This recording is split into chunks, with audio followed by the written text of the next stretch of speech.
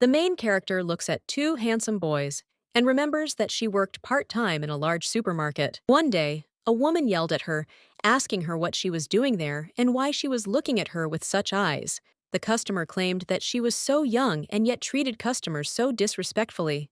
And at that time, the girl thought that she had no need to argue because she wanted to get out of there as soon as possible. When the girl bent down to pick up the cookie that the customer had thrown down, she thought that she felt ill, probably because her blood pressure had dropped. At this time, the main character looked at the luxurious hall in which she was and does not understand where she is now. But when the girl looked at herself in the mirror, she still couldn't figure out who she was. She thought she looked like a middle-aged woman, maybe even a servant. The lady realized she was holding the same thing she'd picked up while working at the store. It was a small cup of cookies. At that moment, the girl wondered if she was dreaming or fainting. The girl looks at herself in the mirror and says that it's been difficult to find work lately, toiling away part-time, so she thinks that maybe she'll just wait until she wakes up. However, the main character does not understand why she is so hungry if this is a dream. The girl realizes that she needs to fill her belly first, and she wonders where the kitchen might be.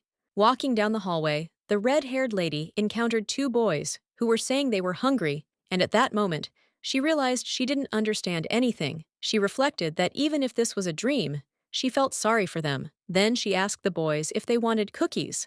However, the boy, screaming, claims that she was recently beaten and therefore suggests that she come to her senses. The surprised girl looks at them and says it's not poisoned or anything, so she offers them a look. Then she eats the cookie herself and says it's delicious, inviting them to try it. When the boys saw the girl eat the cookie and nothing happened to her, one of the brothers decided to try one too, but when he bit into one, he thought it was very tasty. However, the second brother refuses to eat it, and the girl assures him that it really is not poisoned, and first invites him to try it, and then talk. After a few minutes, there were only a few cookies left in the pack, and the girl thought that she should leave some for herself. After a small snack, the boys sat on the floor and said that it was delicious, and they were about to burst. At this point, the main character looked at them and smiled, thinking how quiet and sweet they were. Then she said that if they lay on the floor, their stomachs wouldn't be able to digest the food right afterward, so she suggested they get up. Hearing this, the boys were surprised and asked if she hadn't told them that the floor was their place. However, the girl does not understand what they are talking about and looks at them in surprise. The older brother stands up and, screaming, says she threw their food on the floor. The younger brother turns to the girl, calling her Eileen, and says he doesn't understand what's going on, since she usually didn't console them. The main character reflects on the memories that have flooded her head like a tsunami.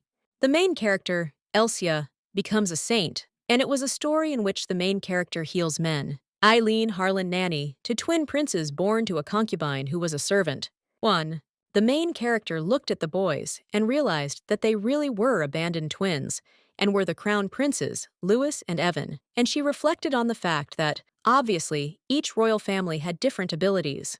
The novel's Imperial Richard recounts how the first emperor adopted a dragon and made it his companion. Special abilities were granted to the descendants who inherited this blood. And this was incredible physical strength and a special energy surpassing human capabilities, and sometimes even the ability to foresee. And sometimes it was even called overwhelming magical power. Because of these abilities, magic awakened within the twins when they reached 8 years of age. At the beginning of the original story, they killed Eileen and went into hiding. The main character looks at the boys and asks how old they are. They answer 7. Then, surprised, they ask what happened to the girl if she can't remember their ages. Hearing this, the girl remembers that when the twins turn 8, Eileen will be killed, and she realizes that in this damn novel, the main character isn't even there, and she thinks about how there aren't even any attractive men around her. At this point, the main character realized she had been reincarnated as a nanny who would be killed by these children, and even after her reincarnation, she couldn't have even the slightest romantic connection with the handsome man before her death. When the red-haired lady thought it all over, she said she was so unhappy. Meanwhile, the boys looked at her, confused. They thought the food had some strange effect on her. The girl reflects on the fact that the main female character dates different handsome guys, but she is just a servant at the beginning of the original story and is destined to be killed by children's hands. After a hard day, the main character informs the Geminis that she's changed their clean blankets for them. She wishes them sweet dreams too. Louis was delighted to hear this, but his brother showed no emotion at all. At this point, the main character thought that even the maid's room was better than this one. The girl looked around and saw that the room was full of dust and cobwebs. This could be because no one had cleaned it for a long time. Eileen realizes that their mother died, and the emperor forgot about his children. Louis asks the girl why she's being so nice to them today. Hearing this, the girl asks what she did that was so special. Then she explains that she simply fed them cookies and brushed their teeth. The girl turns to the guys and says that from now on, she will be kind to them. Louis, delighted to hear this, asked if it was true. Then he said that he hoped tomorrow would come soon. He then said goodnight to Eileen. The girl reflects on how her heart sank when she saw the child's silent expression. She also thinks that she doesn't want to die. She also understands that if she returns to her normal life, these children will be bullied again. Suddenly, the girl saw a store in front of her and thought that she was in the supermarket again, and she returned back. The lady looked out the window and saw in the reflection that she was still Eileen Wise, dressed as a servant. Suddenly, the girl saw a round toy and thought it was a ball, as it rolled away from her quickly, but then she caught it and held it in her hand, thinking it might be a kitten or a puppy, and asked about it. The main character reflects on this, wondering if she might be dreaming. After all, she doesn't understand why she's having such a useless dream. But when the girl opened her eyes, she realized she was still in the prince's room, but the children were gone, and she asked where they had gone. At this time, the lady realizes that she has no choice but to admit that she was obsessed with this novel. Suddenly, the protagonist saw cocoa in her hands, but when she opened the jar, it turned out to be chocolate. She thought it couldn't be, since it was what she'd picked up at the supermarket in her dream, and she couldn't understand how this was even possible. Aylin reflects on the fact that reincarnation in the novel is also impossible, but the supermarket and reincarnation, and she understands that this may be in all dreams. There are clues to all this. Suddenly, the girl heard the children screaming. At this point, the maid was holding a loaf of bread in her hands and telling the boy to jump to get it. Seeing this, Evan grabbed his brother by the jacket and told him not to. The maid asks if the princes are hungry, and the other asks why they don't try it, because she thinks they'll like it. Louis reaches out his hand, but can't reach the bread, and asks if they'll give it to him. However, his brother restrains him and suggests not to. The boy doesn't understand why he's acting like this, and insists he's hungry. The maid claims that because Evan is so prim and proper, it will be a problem. Then she suggests that he stop being like that and learn from him. Evan slaps the maid's hand and then yells at her not to touch Louis. Seeing this, the maid became very angry and then raised her hand to hit the boy. But suddenly, the maid heard something fly off her head and then asked who it was. Seeing the girl, the maids report that they did not expect it and thought that the inspector was here. Eileen asks what they are doing. The maids explain that they were playing with the princes. Hearing this, the girl descends to the level of the princes and asks if it is true that they played with the maids. However, Evan reminds her that she said she wouldn't believe them anyway. Hearing this, the main character turns to the maid and says that they are now fired. Eileen asks if they don't know that, no matter how funny these children are, they are still part of the royal family. The girl insists that insulting the royal family is treason, and if it becomes known, they will lose their heads. Death won't be so easy after all. The main character turns to the boys and tells them she's very sorry because the maids were rude, and as the maid who should be in charge of them, she asks for forgiveness. And at that moment, the girl thought about how the children needed protectors. After all, even if she left the palace, it was obvious that a similar situation would happen again, and so it would be better to make Eileen different. The protagonist reflects on the fact that if she, as their protector, raises them to be good people, the children will have no chance of becoming villains, and therefore, she won't die a horrible death because these children grew up without love. The red-haired lady turns to the princes and asks if they'll give her a chance to be forgiven. And then she thinks about how, after that, she'll be able to meet a handsome man, try hard, and live happily ever after. Meanwhile, in the Rubens palace, a silver-haired man asks how it tastes. However, the master orders him to bring a lubi. When the butler went for another dish, the gentleman smiled and said that its taste was incomparable to anything else. Seeing the gentleman on horseback, the man says he'll be ready soon and invites him to go with him. However, he demurs, saying he'll be going to the tower alone and can handle it himself. Meanwhile, the main character was cleaning the castle and reflecting on the fact that a month had passed since she became Ellen, and so, She was now actively adapting to life as a nanny, dusting with an eagle eye. The young lady has developed a daily routine and wakes up early and makes breakfast. The girl turns to the princes and tells them that dumpling soup and blueberry bagels await them for breakfast today. Hearing this, the boys are overjoyed, as it will be their first time eating this dish. The main character, working as a nanny, watched over children at play and cleaned the palace. She also often enjoyed making toast from freshly baked bread with melted chocolate. After the children had finished snacking, she would clean up again, and her day would pass unnoticed. After preparing dinner, she would put the children to bed and always tell them a bedtime story. When the workday ended, the girl reflected on the fact that housewives are truly incredible creatures because they did a lot of things in such a short time. Every time the main character entered Eileen Tutt's room, she went crazy when she saw the chest of jewels. After all, she understood that Eileen had found a good use for the royal money. The nanny also recalls Eileen smiling because she forced the children to eat rotten pies. Or perhaps the lady was once again convinced that she was a piece of trash. However, she understood that she hadn't come here for the jewelry. Suddenly, the girl saw the essentials for a possessed person, and they were cleaning products from another world, and she never imagined it would work. The main character reflects on how, in every dream, she woke up in the middle of an empty supermarket, and she got along well with a white ball of fur named Hyangi. The red-haired lady has now discovered that she can only take one thing at a time, and only those items that fit in her hand are allowed. However, items from this world cannot be taken to the supermarket. But suddenly, the girl heard her new maid Emma calling her, who reported that she had finished washing the windows in the east wing. The maid says the cleaning tools Eileen gave her are so handy. Hearing this, the lady asks if she likes them, then says they're great, and then offers to mop the floor together. At this point, the main character thought about how Emma had looked pale when she'd kicked out those maids and brought her back from the palace personnel department, but now her face looked healthier. The maid turns to the lady and says it's very nice here because there's no bullying. However, the lady looks at her and asks if she's even there. After the girl's floor was washed, the maid was surprised, as she had never seen such a sparkling hallway before, and the red-haired lady explains that these cleaning products, created by experts like Dr. Sock, are truly special. At this time, a boy named Louis comes up to them and tells them that he had fun because he climbed a tree. And then the boy says that he will pick some apples for Eileen, but when they are already tasty. Hearing this, the main character thought he was so cute. Then the boy leaves them, saying he's going to practice climbing trees some more.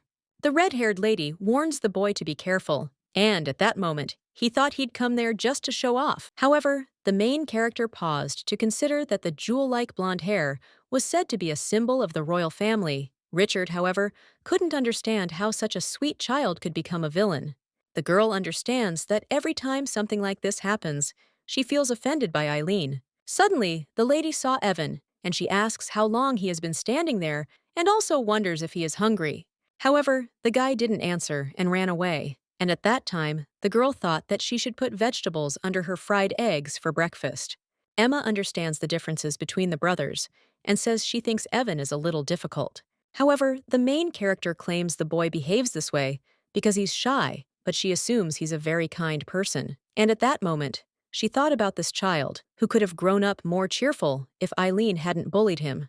In the novel, the twins who killed Aelin escaped and went into hiding, and the house they went to hide in was the home of the main character, Elsia. However, the main character realizes that everything was fine until the twins and the heroine began living together.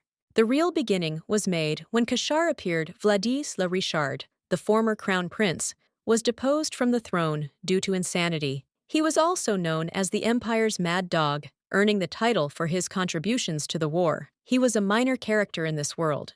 The girl realizes that the main character saved Kashar. She remembers that he fainted due to a side effect of the medicine, and she saved him and cured him of his madness. The twins and Kosher decided to retrieve Alicia from the temple. However, to do so, they had to fight to get her, and so, this became the novel's conflict. The main character ponders the idea of adding a male character to this mix. It becomes a chaotic story. The girl is thinking about making a new soup today and hoping the kids will like it. After all, she'll be making it in a clay pot she brought from the supermarket. But suddenly, a man runs past the lady, and she screams that he's a thief. Then she throws a saucepan at him, breaking it. At this point, the protagonist realizes he's snuck in through the back door. She also realizes she's awake and therefore wanted something to eat. But the nanny doesn't understand what this light is. After all, on the floor lay a man with blonde hair and dressed like an aristocrat. The girl looked at the guy and saw that he had very handsome features. And then she realized she'd never seen such a man before, and he was like a work of art. The lady realizes that with such an appearance, he certainly can't be unknown, and she wonders if there's a handsome blonde man among the important characters. However, the girl is haunted by his blonde hair, and she constantly tries to remember anything about him, and at this point, she realizes that the only blondes in Richard's empire are the royal family. The main character can't believe it and thinks that she just needs to check the eye color of the guy lying on the floor. The nanny recalls a prayer of healing among the novel's major and minor characters. Her beloved, a handsome, arrogant boy with blonde hair and red eyes, is mentioned. The lady looked at the color of his eyes and realized it was Duke Kosher. Then she cried out that it couldn't be. In the original novel, Koshar suffered from a disease called mania. The mania was driven by indiscriminate murder and destruction. However, the emperor was unaware that the mania was caused by a curse, and so Kosher was banished to the battlefield. However, to suppress his madness, he ate a poisonous fruit called alubi, and the more he consumed it, the more side effects he experienced, including severe headaches and vomiting black blood. The main character suddenly thought about how she'd hit a patient with a clay pot, causing him pain and head pain, and then she realized how deeply ashamed she was, but she couldn't understand why he'd even come here. Suddenly, the girl realized he was dying, and then she looked at him and thought about the man who had destroyed a huge army, and she was thinking about how, if he woke up, she would be shown no mercy. The nanny considers throwing the boy out. Then she takes Vozik from the supermarket and takes him into the woods. She wonders if he might think he was attacked, and she hopes the blow has caused him to lose his memory. The girl realized it was already morning and the sun was setting, but suddenly, she saw a tower bearing the royal family's emblem. The main character remembers that this is the tower in which Koshar's mother, Viviana, was imprisoned. The emperor imprisoned his wife because she gave birth to a mad son, and every year, Koshar visited the tower where she was locked away. The nanny thought they lived close to the tower, and now she understands why the gentleman was there. And the girl remembers that today is the anniversary of her death. And at that time, when she was looking at the tower, Koshar woke up and then jumped on her and threw her to the ground and asked who she was. The girl doesn't understand when he woke up, but when she looked at his eyes, she thought that she was very scared. The main character asks, screaming, if he remembers anything, and then asks him to let her go. However, the guy does not let her go, and she explains, screaming, that she did not want to throw him away and thought that he was a thief. Hearing this, the guy was surprised and did not understand what she was talking about. However, the girl continues to say that she knows that their home is dirty and it is still a place where people live. Kosher tells the lady to open her eyes. Hearing this, the girl opens them and, screaming, begs for help to save her. And then she thought how pitiful she looked. The gentleman turns to the girl and says she hit the thief on the head and even intended to throw away the body. Then he touches his head with his hand and says there are many ways to dispose of evidence. The gentleman noticed a bump on his head. At that moment, the girl thought she might run away. Kosher angrily asks the girl where she's going, then tells her she's dead. Hearing this, the nanny begs him not to kill her and explains that she must save the princes. However, the Duke does not understand what is being discussed, and the girl explains that she must save the Duke's younger brothers. Kosher asks if she's a servant, and the girl replies that he's right, and then she thinks she's had enough, since disputes between members of the royal family usually cause trouble. However, she still doesn't know if she'll survive. The Duke looks at the girl and asks if she's telling the truth. Then he tells her he wants to speak with those she serves, and orders her to lead them there. When they arrived at the castle, the Duke asked what she had hit him with. Then the girl pointed to a clay bowl and said it was something like this. Meanwhile, the protagonist realizes she brought him here and doesn't know what to do next. She ponders the possibility that he didn't come to kill Louis and Evan. However, she doubts this, as the Empire's rabid dog won't pursue her. And the girl thought that if she hit him again, he might lose his spam. Suddenly, the main character heard boys calling her and asking what she was doing. Seeing them, she was surprised, and so were the boys. The surprised princes asked the lady who this gentleman is. At this point, the girl doesn't know what to say. Louis thought for a moment, then told his brother that it was Eileen's lover. Hearing this, the nanny thought it was the end. Meanwhile, her brother protested, crying out that Eileen was theirs. However, the girl objects and tells the boys that it's not what they think. Hearing this, Evan suggests that it might be a villain who has come to hurt them. At this point, the nanny thought that she herself didn't know, and then the boy picked up the broken pot and, screaming, said that they wouldn't let the villain go. Seeing this, Eileen suggests the boy put it down, as he might hurt his hand. And at that moment, she thought that if this didn't end, they would definitely have problems. After all, she knew that if Kosher wanted, he could kill anyone and cover it up. The main character reflects on how no one will notice the death of two forgotten princes. However, she feels very sorry for them, but suddenly, a good plan comes to mind. Eileen hugs the prince's hand and says it's all right, because he's her beloved. Hearing this, the boy is surprised, and the girl tells him to relax, calling him darling. She then explains that the princes simply misunderstood. A surprised Evan asks the gentleman if he's really Eileen's lover. His brother offers to give him the broken pot so he doesn't get hurt. Eileen says Louis is a good man and offers to clean up the pot. The nanny explains that she can't help it, since he's only coming to see her. Then she turns to the gentleman and says that she's had enough for today, and that they'll see each other again. A surprised Kashar asks the girl how she's portraying him now. The lady justifies herself, saying she meant for him to come inside. After all, she's about to make breakfast, so she's asking him to eat with them. At this time, the main character reflects on the fact that she cannot die now. Eileen reflects on the fact that the twins and Kosher are sitting at the same table, and she feels like she's in a comedy show. The girl turns to Emmy, the maid, and tells her she'll prepare breakfast and asks her to set the table. She also whispers in her ear to try not to leave the princes and Kosher alone. She explains that this is just in case anything happens. Louis points out that she can still be heard, so he suggests she try to speak more quietly. He also tells her to cook faster, as he wants to see how impressive it will be tomorrow. Meanwhile, in the kitchen, a girl is screaming that she's confident she'll succeed, but she wishes this gentleman would lose his memory, and then everything would be okay. After all, she understands why couples beat fish after a family quarrel. Nanny thought about putting Kosher's portion in a separate pot. It wouldn't get cold, and if he had something warm to eat now, something tasty, maybe he'd calm down. At this time, sitting at the table, the boys are waiting for the dish to be served, but suddenly they see a bump on the head and ask the guy about it. What's wrong with his head? Kosher explains that someone tried to knock him out and get rid of his body. The boys are very surprised to hear this. Then, Louis asks if it was Eileen who hit him, and the gentleman replies that yes. Overhearing their conversation, the nanny asks her darling when she did something like that. The prince mentions that he still has a bump on the back of his head and asks if she can see it. She replies that it's because he hasn't eaten anything. She then says that breakfast is the best medicine and asks if she's right about that. Eileen scooped some soup into a bowl and then wished her bon appetit. The twins saw the soup and excitedly declared it something new. However, the maid warned them to be careful, as the dish was still hot. The boys thanked her for the food.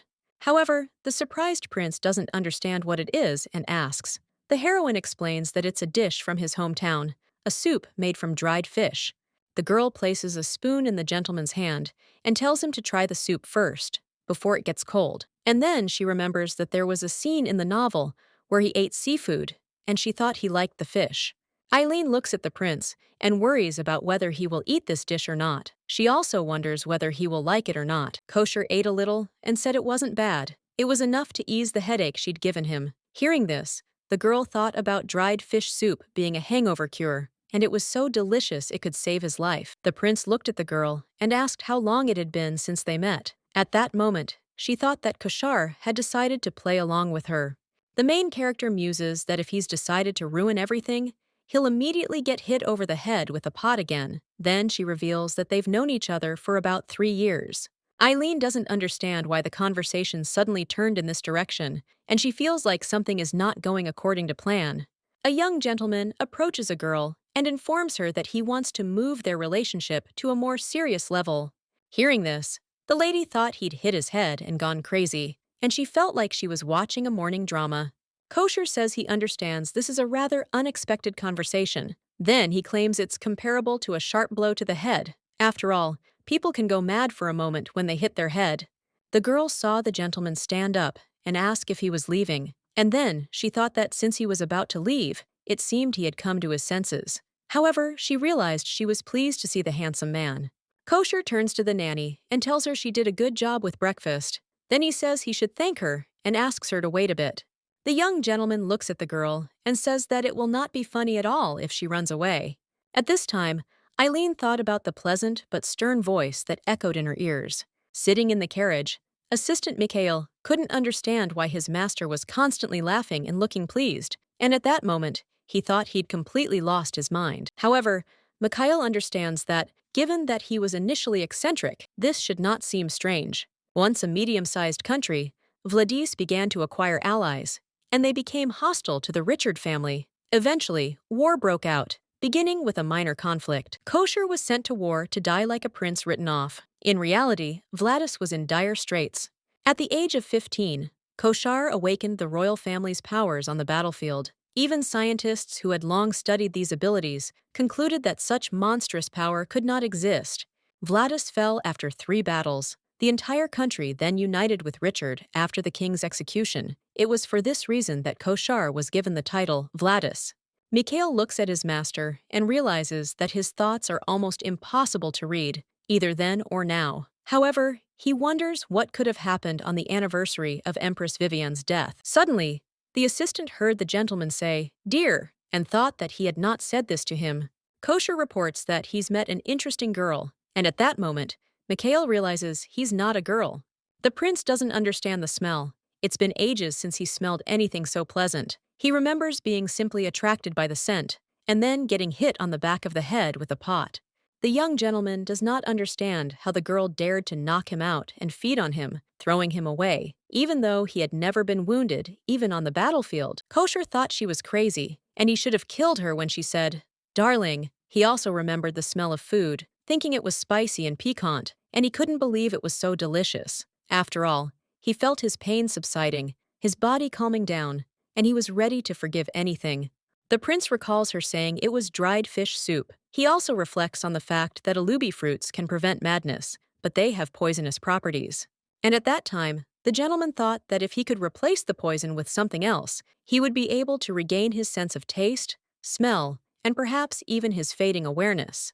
The prince asks Mikhail if any members of the imperial family live near the tower. The assistant replies that abandoned princes live there in a cold palace. The prince orders information about their nanny and explains that he is in her debt and therefore must repay her. The next day, many gifts arrived at the cold palace. A servant reported that they brought diamond bracelets and ruby jewelry of incredible beauty. The girl also noticed many other precious gifts. The man reported that the dresses and shoes were custom-made and insisted that they were the only ones she had. The girl looked at the box filled with gold coins and made of high-quality pure gold. The surprised nanny asks who sent all this, and then she hears the answer, that it was Duke Kashar who did it. Meanwhile, the main character doesn't understand what the hell is going on here. Eileen thought that when Kosher left, she thought that he would forget about her. However, the next day, the cold palace was filled with extravagant gifts, and at first she tried to send them back. Mikhail gave the girl a letter the Duke had written. The girl read that if she didn't want to die, she should simply graciously accept all of this. After reading the letter, she thought it was a new form of blackmail. For 3 days straight, gifts rained down. However, the nanny is considering the possibility that the Duke might demand compensation, and therefore, her life could be ruined at any moment. The girl understands that if he asks for these gifts back, she will have to do so. The maid opens the door and announces that the castle is crowded again today. The boys are overjoyed to see this, and a middle-aged man announces that he is Viscount Schopenhauer and that he has brought gifts for the princes today. A cheerful boy runs to his nanny, shows her his toy, and tells her it's all his. Seeing this, the girl tells him she'll give him something better and offers to put it back. A surprised Louis asks if he can play with it. Eileen explains that she will bring something much better tomorrow morning, and it could be, for example, a toy shark. However, the boy objects and says he wants the toy. Then he starts crying. Louis explains that he's been good and even ate eggplant, which Evan doesn't like. When the girl saw his sparkling eyes, she couldn't help but agree with him. She said he could play with it a little, but under no circumstances should he scratch the toy. Louis was very happy when he heard this, and then began to play with it, because it was the first time in his life that he had such a beautiful toy. Eileen asks the Viscount how much the carriage he gave to the prince costs. The man replies that it's 95 silver coins. Upon hearing this, The girl thinks she could live on that money for 2 months and have everything she wants. After all, she understands that it's too expensive. The protagonist ponders the idea of giving the Viscount the jewels Eileen collected. Then she hands him the bag, telling him they're hers, not the Duke's gifts. She asks the Viscount if he understands what she means. The girl thought about returning everything Kosher had given her. Then she asked the maid Emma if she would take care of the gifts. The maid says she can certainly help carry them. However, the girl assures her not to take her eyes off them. Suddenly, the main character felt someone tugging at her skirt, and she saw Evan offering to look at him. At this point, the main character thought that this was the first time Evan had spoken to her. Then the girl asked what he was doing here. The little prince asks the lady if she has any problems with the Duke. Hearing this, the nanny was surprised, and then asked how he knew that the man who came then was the Duke. Evan explains that Emma was blabbering about it back then, and says that all the gifts that are showering them are from him. The boy says he knows the only member of the imperial family with red eyes is the Duke. Hearing this, the girl realizes the boy must have been surprised by Kosher's sudden visit. Eileen turns to the boy and tells him not to worry too much, as this prince won't lay a finger on them. However, the boy assures her that's not what he's talking about, as he thinks she's acting a little strange. The main character was surprised to hear this and asked if he was worried about her, and at that moment, she thought it was very sweet. Then the nanny hugs the boy and asks him again what he's saying. The girl says she's just glad he cares about her. However, Evan objects and says that he is not worried, and the girl, as if she does not hear him, thanks him. The prince offers to let him go, and then asks what's wrong with the Duke, because he understands that it doesn't look like they're actually dating. Eileen doesn't understand how to answer correctly, and says they're not dating, but suddenly, behind her, she hears the prince's voice asking her if they're dating. Seeing him, the girl was very scared, and Kosher asks why she is afraid of her lover. The surprised nanny asks what the Duke is doing there. He replies that he came to invite her on a date.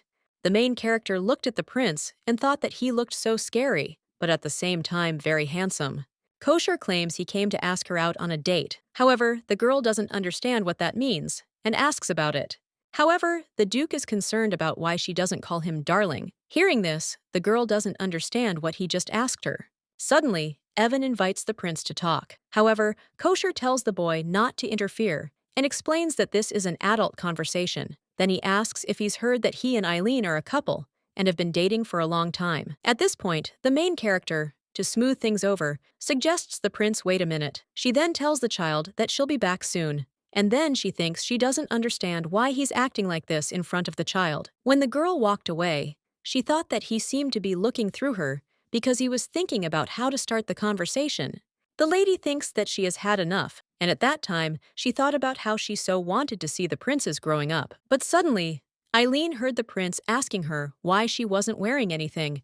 The protagonist replies that the gifts aren't for her. However, the Duke asks why not. He then says it was a reward for breakfast and reminds her that he promised to pay. The girl was surprised to hear this. The prince asked if she thought he was joking. The lady turned to the prince and offered to simply spare her life. However, he replied that it was something else, and the girl didn't understand why. The gentleman explains that the breakfast reward is a gift, while compensation for that incident is separate. Hearing this, the lady doesn't understand what he's talking about. Then he claims that, in any case, she didn't receive anything. Kosher stitches up Lee, and she's really telling the truth. Then he claims he saw one of her princes surrounded by toys. And then the girl thinks she should have hidden everything well, and she should have been more careful with him. The prince tells the girl not to worry, and says he's not asking her to pay for all this. Then the guy asks if she's prepared anything tasty for him today. The nanny insists that it won't save her anyway, and the prince asks what will happen if it does. The girl confidently says that she can offer 18 dishes, and suggests that they just leave it to her. Kosher tells her he likes the food she cooks, and thinks he might have something else to offer her. Then he touches her hair and tells her he's interested in her, so he suggests they start with a date. Hearing this, the girl thought that one shouldn't make a lie sound so exciting. Some time later, they arrived in the city together, and the main character was surprised to see so many cafes and shops, and even restaurants. The girl reflected on how luxurious everything in the city looked, and she realized that there were many rich people in this world. But suddenly, the girl felt a little dizzy, and she could have fallen if the prince had not grabbed her. The Duke warns the girl to be careful. At that moment, the main character realizes she can feel the chest of a handsome man. The prince says it's dangerous here, so he offers the girl to take his hand and walk with him. However, the lady objects and says everything is fine. After all, she doesn't want everyone looking at them. Kosher assures her it's normal and tells the nanny not to be embarrassed. Then he takes her hand. At that moment, the lady realized he had a very large hand. As they walked through the city, the girl heard rumors that she was not a lady, but some kind of servant, and everyone looked at them in surprise, because they did not understand what kind of girl was next to the duke. The women glared at the girl, then said she was some kind of sneak, and that the gentleman didn't look at all well in her presence. At that moment, the girl thought it was all a misunderstanding. Suddenly, the nanny saw a restaurant and said her throat was dry. She wondered what they served there. Then she suggested the gentleman go there quickly. When they entered the restaurant, the waiter met them and informed them that a table was already waiting for them. Then he asked where they would like to sit.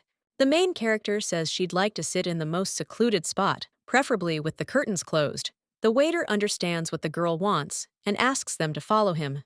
Walking through the restaurant, the main character remembers that this establishment looks exactly like the Room Cafe. When they sat down at the table, the waiter offered them a menu, and the girl thought that if they had already come here, then they should order something. Kosher says he wants to try all the popular dishes, and the waiter says they'll cook them all for him. At this time, the main character was surprised, because the cheapest water costs 50 silver, and she does not understand why water is so expensive. Eileen hands the menu to the waiter and tells him to just bring her a glass of water. While waiting for our order, the main character realized she was feeling incredibly awkward, and it was driving her crazy. She realized her head was spinning because she was scared to death. However, it could be because the guy was so incredibly handsome. And the lady reflects that this is her first date with a handsome man, and she still feels awkward about it. Kosher turns to the nanny and tells her not to worry, since he doesn't bite, and the girl thanks him. The duke says that he already said that she interested him, and then asks why else would a man send gifts and invite someone on a date. Hearing this, the nanny asks if it's because she's of low birth, and he's interested in what she means by low birth. At this point, a waiter comes in and announces that they proudly offer fruit honey preserves, sugar cakes, and chestnut muffins. They also offer berry-flavored tea and Earl's tea imported from the north. Crystal fruit dishes were created by artisans from the Reuben region. Afterwards, the waiter hands the girl a glass of water and says he's brought her order. He then turns to them and says he hopes they have a good time. After the nanny has made one drink of water, she says the water looks really refreshing. Then she says it's worth 1,000,000 won.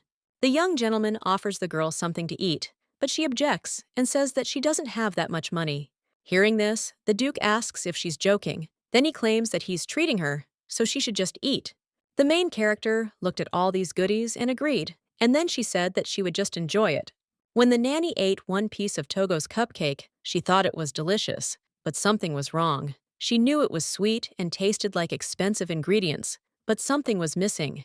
However, the main character reflects that this is because she hasn't had sweets in a long time, and therefore, for her, it's even worse than a layer cake or chocolate pie. The nanny is thinking about treating the princes to cupcakes tomorrow.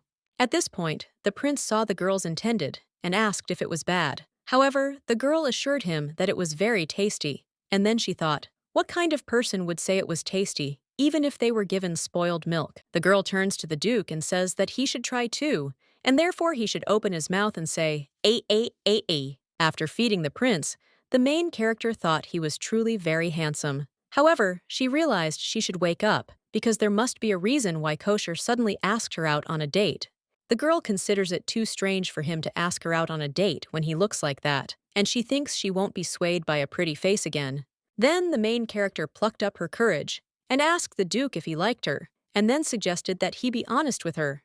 Kosher thought for a moment, then said that, as expected, she wasn't so easily fooled by simple kindness. He then asserted that this was precisely the trait he admired in her. At this time, Eileen thought that she knew what he was like in the original novel. The duke asks if perhaps his acting wasn't good enough. He then explains that he tried his best, but it didn't seem to work. At this point, the main character thought about him being a man who would inevitably fall in love with her. Then she insisted that if he needed anything, he should tell her quickly. After all, she needed to get home and feed the princes. The prince explains that he desires nothing more than a beloved. He explains that the empress insists on his marriage. She desperately wants to find a woman who matches her tastes, and he believes she's very keen on it. Hearing this, the girl thought that if this was the Empress, then perhaps she was Villano, who is the final villain of this novel. After all, she made her son heir to the throne and sent Koshar, who had lost his title, to certain death on the battlefield.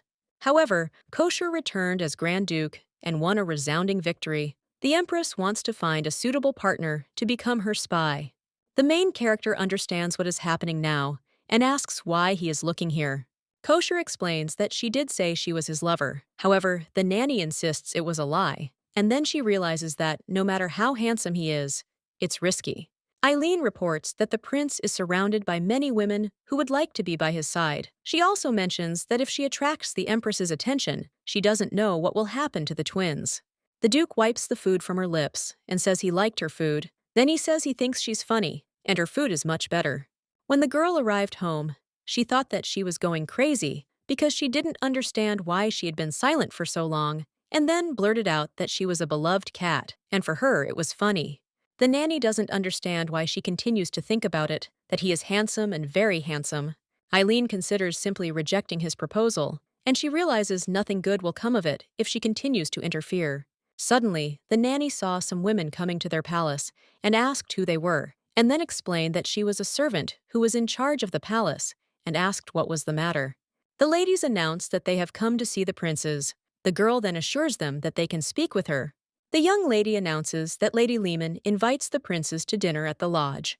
Hearing this, the nanny does not understand how she could have forgotten about it. The Oloje dinner is a special dinner held once a year. Its host, Lady Lehman, is a socialite and a leading figure in the empire's restaurant business. Each family provides special drinks and delicacies, prepared according to secret recipes. In the original novel, the twins were invited to this evening, but a drunken aristocrat stabbed Evan with an ornamental knife. The main character remembers that it was not an accident. However, in order to impress Empress Wayeno, who despises all members of the imperial family except the crown prince, Lady deliberately invited the prince to dinner and disguised the incident as a fight between the twins. Eileen pondered the oddity of this, as the incident occurred in the spring, when the princes were 8 years old. She couldn't understand why it happened 10 months earlier. She wondered if this couldn't be true, that the original story had changed because she had met Koshar. When the main character put the twins to bed that evening, she thought about how the novel said that he had lost a lot of blood. The girl understands that if she declines the lady's invitation, she will have to tell the Empress that their plan has failed. After all, she understands that Empress Villano wants to get rid of the young princes because she fears that special abilities will awaken within them. The red-haired lady reflects on how she has destroyed many powerless members of the imperial bloodline, and the protagonist reflects on how she must protect the twins. Eileen wishes sweet dreams to Gemini and says that she will stop any nightmares that may happen in reality. Meanwhile, Koshar, sitting in his office, is examining a dossier brought to him. He reads that Eileen Harlan is the second daughter of Viscount Harlan. She came to the palace at the age of 12 and became a servant with a strong desire for power. The prince reflects on how, despite her ambitions, she seems to care for the princes, but she also strives to preserve the dignity of the imperial family, and the princes sincerely follow her. Mikhail informs the master that no matter how much he thinks about it, this woman arouses suspicion, and he suggests that this may be the Empress's plan. Koshar asks his assistant if he wants him to tell him something interesting. Then he says the woman has no idea she's influencing his illness. The young gentleman says that if he eats her cooking, he will be able to stay sane for about a month without alubi fruits. The surprised assistant asks why he doesn't just hire her as a cook. Then he asks if he really wants to make her his lover, for that reason alone. At the same time, he suggests it's all because of the Empress. Upon hearing this, the prince declares that this is enough, and he says that the food prepared by this maid brings back memories. Koshar remembers her mother, Empress Viviana, whom people considered crazy when she was alive because she pretended to be someone else and often cooked food that was undetectable. The prince reflects on how she never loved him and said she'd never born a child, and on his 3rd birthday, she made him green soup, and that day, she only said one word: she was sorry. Having uttered just that one word, his mother never visited him again. The young master says Eileen Harlan is a strange girl who reminds him of his mother's cooking, and she can prepare a cure for his madness. and the prince realizes that instead of demanding anything, she seems to want to run away from him, and he understands that this is not how it should be. Kosher claims that he will catch her before she can realize anything and not let her escape. At this time, the main character, being in the inner palace administration, does not understand why goosebumps suddenly ran through her body. The girl realizes that today is the long-awaited payday, and she wishes it were every day, and she contemplates cutting steaks for their princes today.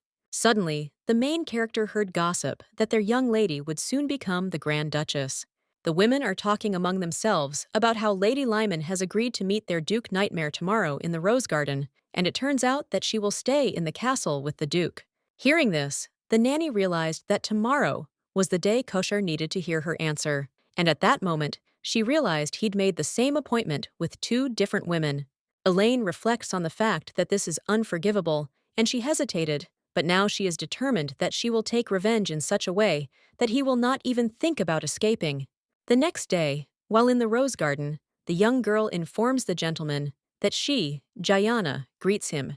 The young lady said that she had heard that the prince was very busy and was therefore very upset, but nevertheless glad to see him. At this point, Kosher reflected on how Viscount Enders was a close ally of the Empress. However, the girl insists that up close, he looks even more magnificent. The prince also considers that he has no time to waste on the girl sent by the Empress, and if she receives a rebuff now, she won't dare bother him for a while. But suddenly, he heard Elaine's voice, calling him, "Honey." She asked how he could betray her, then snuggled into his chest. The main character asks the guy if their 3-year romance will end here. She wonders if all the tender words he whispered to her were lies. At this point, the prince looked at the girl and saw his gifts on her. He then told the lady to calm down and explained that the girl was simply talking to him. However, Ellen claims that this is a lie and tells her that she can no longer trust his words. Meanwhile, Kosher doesn't understand how to make the lady believe him. Then he touches her face and tells her she's the only one for him. Then he asks if she believes him now. The main character replies that she believes him. Meanwhile, the ladies look away from them, confused as to how this girl dares to behave like this. Kosher takes off his cloak and puts it on Elaine. Then he says he'll be with her until she calms down, and therefore suggests she forget about that pumpkin-like girl. The prince asks the girl if they should go to where they agreed to meet. Mania is the illness that led to Kosher's loss of the throne. To alleviate his madness, the emperor entered into an ancient contract with Kosher. This contract would be broken if his madness subsided. This contract is like a leash, and if the emperor gives the word, Kosher will die or disappear. But if the madness wears off and the promise isn't kept, the emperor will die. At this time, the prince and Eileen came to the Imperial Room Cafe on a wealthy street. The prince turns to the girl and says that she looks beautiful and reports that he is sincerely surprised. The lady replies that it's all thanks to Emma. The gentleman, surprised, says that not only does she look good, but she's also a master at pretending. At this time, the main character thought about the fact that she attended a drama club in high school and she had the role of a tree there. The prince asks the lady if she has decided to become his lover. At this point, the girl considers that she could only be a false lover. Then he says that in exchange, she has one condition: he must become the guardian of Louis and Evan. The institution of guardianship is a system by which a child left without a family is taken under the protection of an influential noble family or a member of the imperial family until adulthood. The imperial family has already experienced similar cases. Meanwhile, the main character ponders the fact that she can't raise children on her own. After all, she considers that protecting Evan and Louis would require enormous power and strength. The lady understands that if Kosher becomes their guardian, no one will dare to mess with them. The prince listened to this, thought for a moment, and then insisted it was all because of the Empress. The girl, surprised, asked how he knew. The young master explains that she wants to kill all members of the imperial family, except her firstborn. He then agrees and says he will become the guardian of her princes. However, he says he has a condition. The prince looks at the girl and tells her that she will cook for him. However, the girl wonders how long she will do this and asks. Kosher replies that until he decides not to. The main character recalls that he liked her soup and then muses that he didn't set a specific time limit, but she might just start cooking foods so tasteless that he'll be tempted to refuse. The lady with red hair agrees with the gentleman and then offers to sign a contract. Kosher rings the bell, and at that moment, An assistant appears and asks if he was called. Seeing him, the girl is surprised, as she doesn't understand where he came from. The prince orders Mikhail to draw up a notarized contract. Then he tells the girl that when they need to separate, they will simply say goodbye calmly. After all, this will be the condition of separation, and when one of them finds their true love, the girl ponders how to protect the princes. She cannot let Kosher fall in love with the main character. The protagonist recalls that in the original novel, the protagonist Elsia and the protagonist Mike remain together. Meanwhile, Koshar starts a war that engulfs the entire continent. However, the girl realizes that if this happens, she doesn't know what will happen to their princes. The red-haired lady ponders the need to find him a wife who isn't related to the empress, and she must be as kind and wise as the main character. The girl reflects on the importance of not interfering with the main character's love, and she reflects on her own bright mind. Then she asks the prince if he'd like to add any more conditions. The heroine says she hopes they will work well together in the future, and the prince says he wants to ask her to take good care of him. Meanwhile, in the empress's house, a servant begs her mistress to pardon her. However, the woman insists she wasn't whining like a wounded animal. The lady is very angry and says how he dared to mock her like that, and she does not understand how it happened. A few hours ago, the emperor asked the empress how she could force someone on the prince when he had already met the girl. Hearing this, the lady doesn't understand what it means. The emperor says the child came to him on his own, and he says the empress is forcing him to date the girl, even though he already has a fiancé. The emperor, crying out, asks his wife why she's acting this way. However, the lady asks him if he's heard the rumors. The lady reports what she heard, but the emperor claims that, although the duke already has a beloved, the empress is still trying to introduce him to a woman she likes. His Majesty says that the duke's beloved was in tears, and they say he had to shower her with gifts to earn forgiveness. The empress says his beloved is a servant in a cold palace. The emperor claims she is the one who cares for the unfortunate princes, like an angel, and that her name is Eileen Harlan. At this time, the woman screams that she does not understand why Kosher contacted her. The empress took a glass of red wine and reflected on the fact that the emperor sincerely loved the beautiful Vivian until the moment she went mad. At this point, the woman thought about how she would take this chance and do everything as she had planned. She reflected on how she had tried to kill Kosher with a spell from the forbidden book and blame it on Vivian, but because she had failed to cast the curse correctly, Kosher had gone mad. The empress thought it was a good thing he had lost his position as crown prince, but she was still troubled by the fact that her bloodline had not been completely broken, and she couldn't understand how the prince managed to stay sane.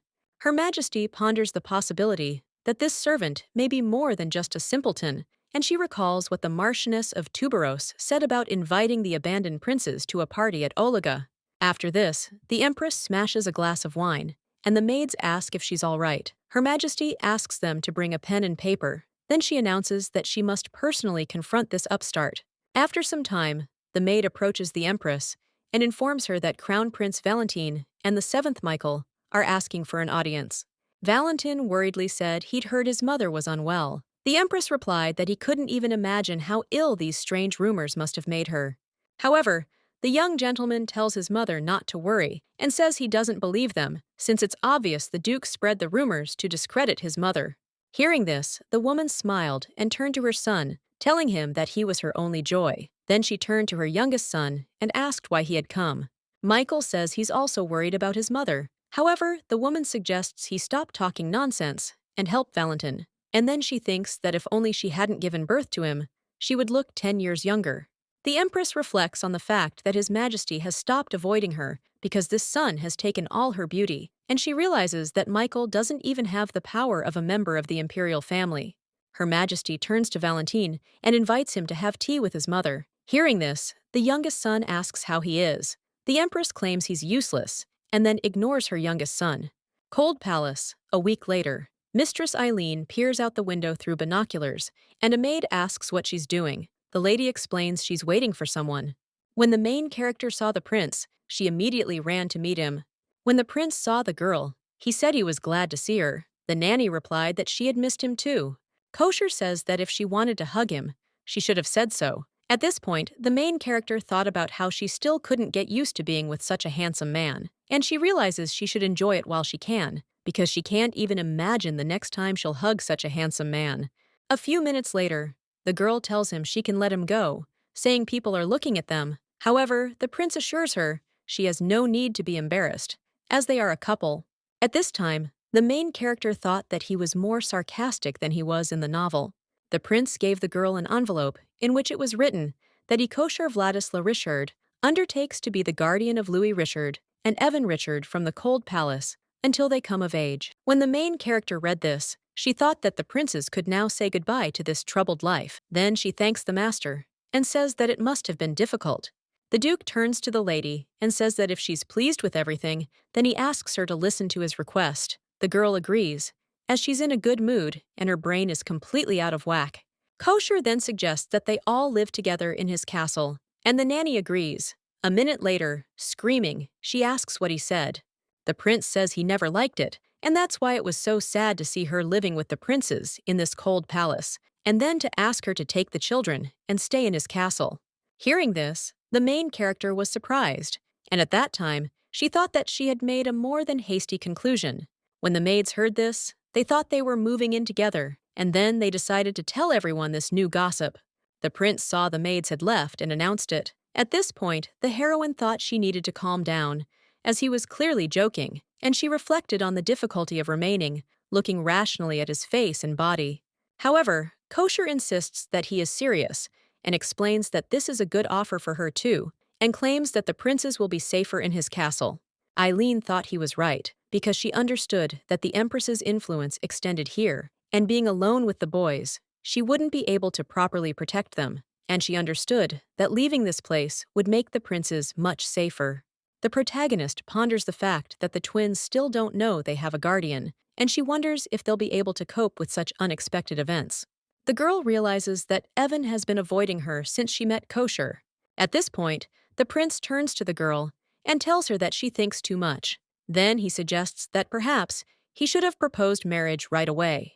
Eileen replied that she would try to convince the princes, and then she thought about how the cold palace was filled with bad memories, and perhaps she could convince them. The girl approaches the prince and says that, in exchange, he must go with them to the party at the lodge. She explains that they'll have to go there once anyway, so it would be better if they do it right away.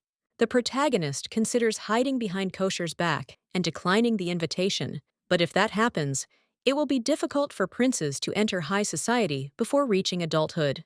The girl also thought about how at this party, they would publicly announce to everyone that he had become the children's guardian, and she thought again about how smart she was, how quickly she could formulate a plan.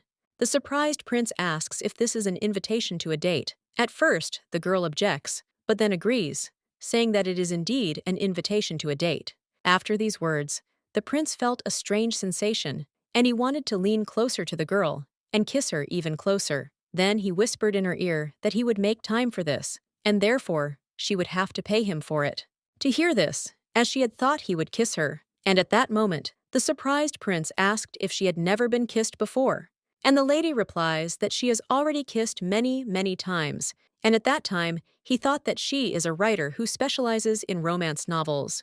After these words, Kosher returns to the carriage and says that he will wait with impatience. As the carriage pulled away, the girl realized he was teasing her. She thought he was being sarcastic, and remembered that he wasn't like that in the original. That evening, Louis tells Eileen he's already washed up. The nanny says Louise is a clever girl, and the boy insists that he, too, is an adult, and will therefore have independent chores to do every day. The lady with the red hair, she asks Louis if he wants to go to a party in another castle. Hearing this, the boy is overjoyed, and then asks if he and his brother can go to such a place. The main character recalls how he was so happy in the original. Then the boy announces that they will definitely go. The girl can't remember what will happen at the party. However, she understands that this time everything will definitely be different. Eileen pats the boy on the head and then asks if he likes it here. Louis replies that he likes it here very much, since he and his mother have lived here since he was born. The protagonist asks the boy if he remembers Madame Rosalie. Louis replies that, of course, he does, and then invites the girl to come with him, as he wants to tell her a secret.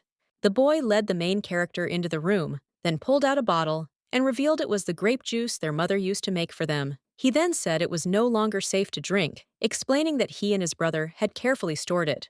At this time, the main character thought that if he shows her this, it means he trusts her. Louis says he remembers what his mother told him about always living brightly. He then asserts that his mother was right. The fair-haired boy informs her that Eileen has fallen in love with him too, and that in the end it is good that he did not give up.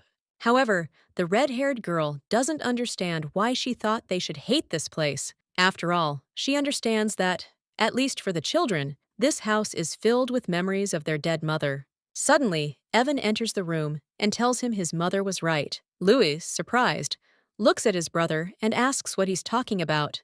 Evan explains that no matter how hard he tries, nothing will change. Then he reveals that Eileen wants to give them to someone else. Then he tells the nanny to leave their room.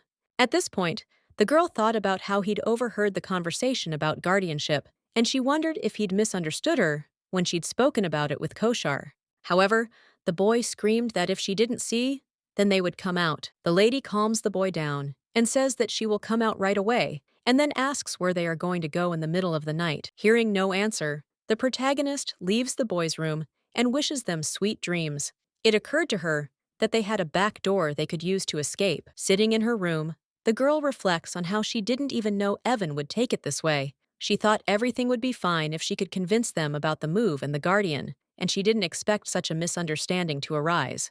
Eileen suddenly looked at the invitation and thought that, considering that the invitation had even been sent to her, she understood that the Empress clearly had something planned. The girl reflects on the fact that she knew Koshar was necessary to protect the princes. However, she can't get Evan's words about Eileen wanting to give the boys to someone else out of her head. And the lady constantly remembers this, and Evan's cold gaze is before her eyes. And at that moment, she thinks she was too hasty. The girl reflects on the fact that she assumed they had become a little closer. Well, when she fell asleep, she found herself in the supermarket again and saw a soft white one, which she took in her arms and stroked. Afterwards, the lady says she feels like her mood has improved. Then, hugging Belyash, she says that this is pet therapy. The girl reflects on the fact that they've decided to go to a party at Ologe, and therefore she needs to prepare what she'll auction off. The highlight of the Ologe party is the charity auction. Nobles auction off food, alcohol, or special items representing their families. The proceeds from the auction are donated to the temple in the noble's name. The item that sells for the most becomes the item of the year. In the original, Eileen auctioned off Rosalie's grape juice. However, it was sold for next to nothing and divided among the sexes in front of the children.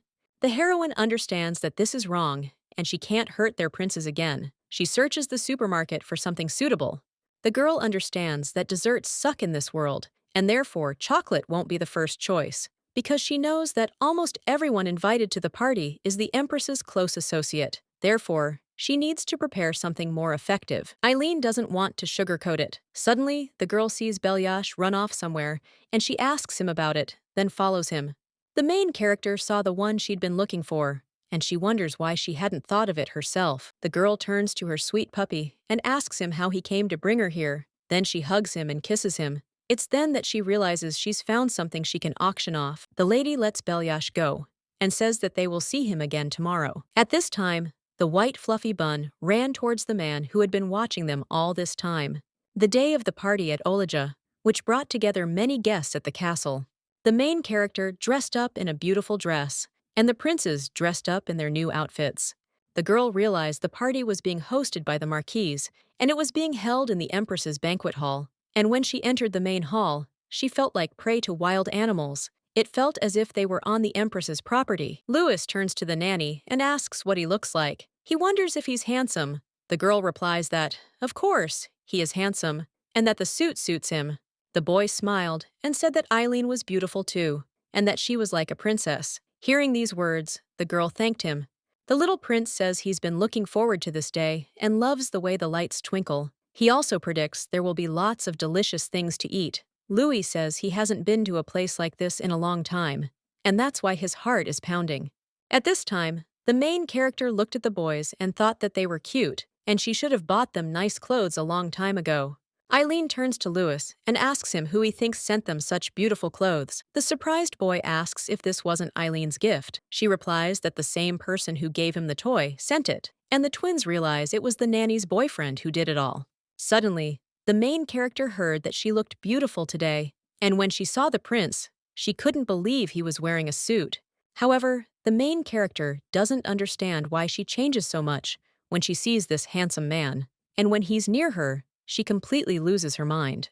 Kosher turns to the girl and calls her dear, and then claims that she is very beautiful today. Louis asks the nanny if his brother will be coming to the palace with them. The girl replies that he will be with them, and then apologizes for not telling him in advance.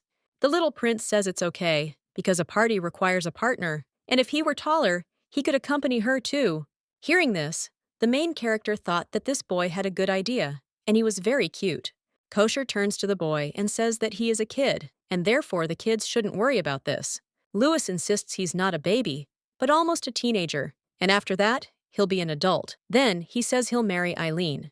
Hearing this, the lady with red hair does not understand why such a conversation suddenly started.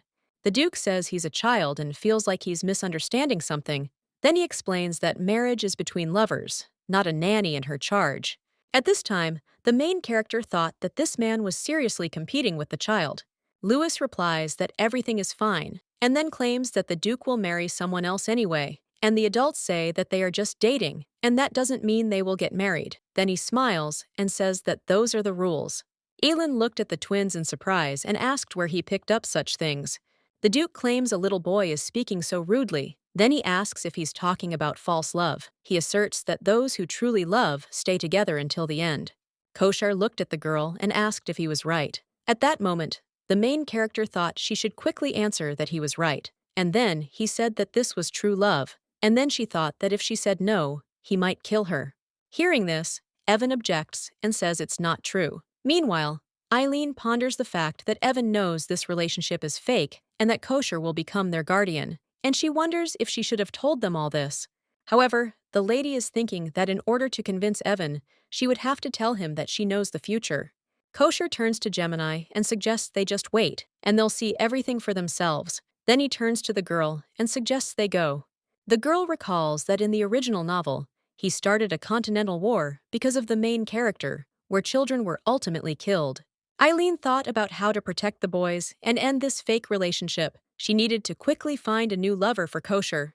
When they entered the palace, the main character heard a lot of gossip about herself, and at that moment, she thought that if she could, she would cover the children's ears. The Duke turns to the lady and asks if he should kill the hippopotamus and the goose, as well as the pig and goat nearby. He then explains that any animals who speak so indiscreetly about his beloved will pay the price. Eileen looked at the Duke and thought about how his eyes had suddenly changed and how the handsome man had become crazy. Then she smiled and announced that it was a joke. Kosher objects, saying, "Of course not," and asks how lovers can lie to each other. The lady says she'll faint if she sees blood. The Duke says they can finish them off without her seeing. Hearing this, the girl cries out that there's no need to kill anyone and that she's against cruelty. Then she declares that peace comes first. Suddenly, the twins ask the nanny if they can play with the other children. At this point, she realizes there are many children there with their parents. She realizes the twins need friends their own age. Eileen remembers that she prepared something just in case, and everything turned out just right. Then the nanny gives the twins a box of chocolates, telling them it's a treat and offering to share with the other children. Louis smiled and said he was glad to be eating with the other kids. The nanny invited them to go and said that if anyone bothered them, they should tell her right away. The maid addresses the princes and tells them to stay together. Then she says she will watch over them. The butler announces that Empress Valleno Pia Richard has arrived at the ball. When the main character saw Her Majesty, she thought that she was scared. The lady who organized the party tells the Empress that it is an honor for her to host the party again in Olaja, in the Imperial Hall. Her Majesty turns to the Marquise and says that she was looking forward to their party, and then whispers something in her ear. The main character looked at them and thought about how they had just been laughing and looking at her, and at that moment, she thought that today wouldn't be boring. The Marchioness of Tuberoch turns to the nurse and asks if she is Lady Eileen Harlan. The girl replies that she is, and then thanks the Marchioness for the invitation. The Marquise smiles and says she should be grateful the nanny came.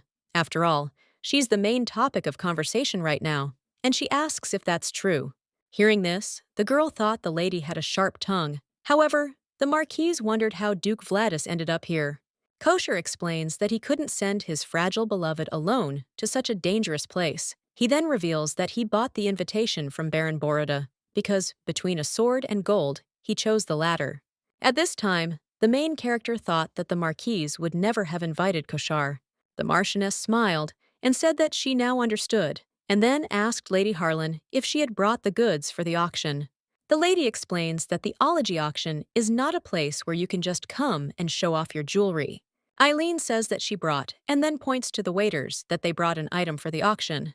At this point, the main character thought they were trying to embarrass her, but it didn't work. Then she says that the lot she'll be auctioning is a special drink, and she removes the handkerchief from the bottles. Seeing this, the guests don't understand what it is, and speculate that it might be milk, but it's a little clearer, and it doesn't resemble wine or whiskey. The red-haired lady explains that this traditional spirit of a country, surrounded by sea on 3 sides, Macaulay, is made from fermented grain. The surprised man asks how they know whether it's alcohol or just milk mixed with water. He then explains that he knows a lot about alcohol, but this is the first time he's seen something like this. Eileen explains that it's alcohol made from grain. One of the ladies says that the nanny brought cheap alcohol that even commoners wouldn't drink. The Marquise says they're all right, and that they're all selling special goods, symbolizing noble families. You can't display anything that hasn't been thoroughly vetted. Hearing this, the girl explains that she'll therefore hold a tasting. She even says she has paper cups for that. She then asks how it's possible to auction off a product that hasn't been personally tested.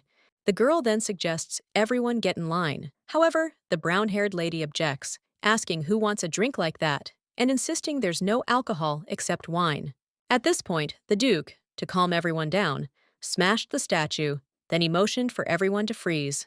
The Marquise was extremely indignant when she saw the broken sapphire statue. However, the prince calmed her down and said he would make it up to her. The red-haired lady looked at him and thought about how he could break her with his bare hands. Kosher turns to Eileen and asks if he can have a glass. Then the nanny pours him one.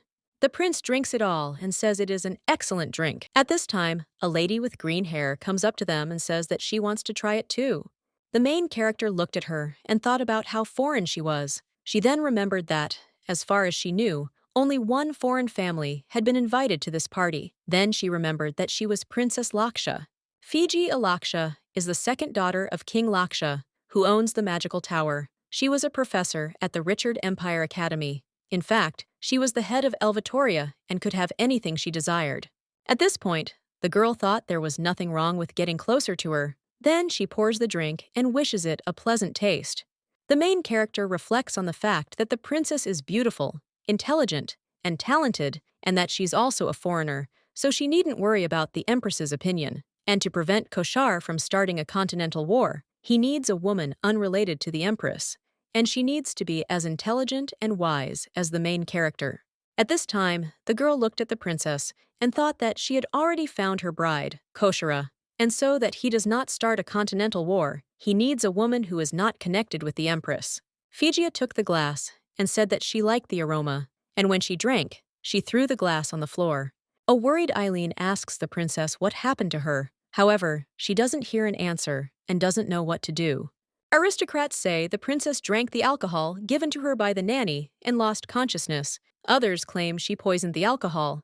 The diplomat, screaming that this is murder and a crime of diplomatic proportions, says that she must be arrested immediately. At this time, the empress orders the main character to be arrested.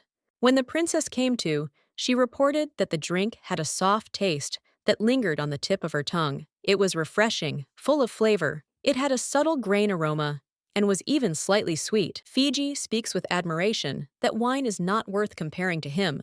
At this point, the main character breathes a sigh of relief and says she thought she was going to jail. It turns out, however, the princess was simply shocked by the drink's overly delicious taste. The princess asks the organizers to find out if she can take part in the auction. The marquise apologizes and says that it will be difficult since a foreigner has never participated in this century-old auction.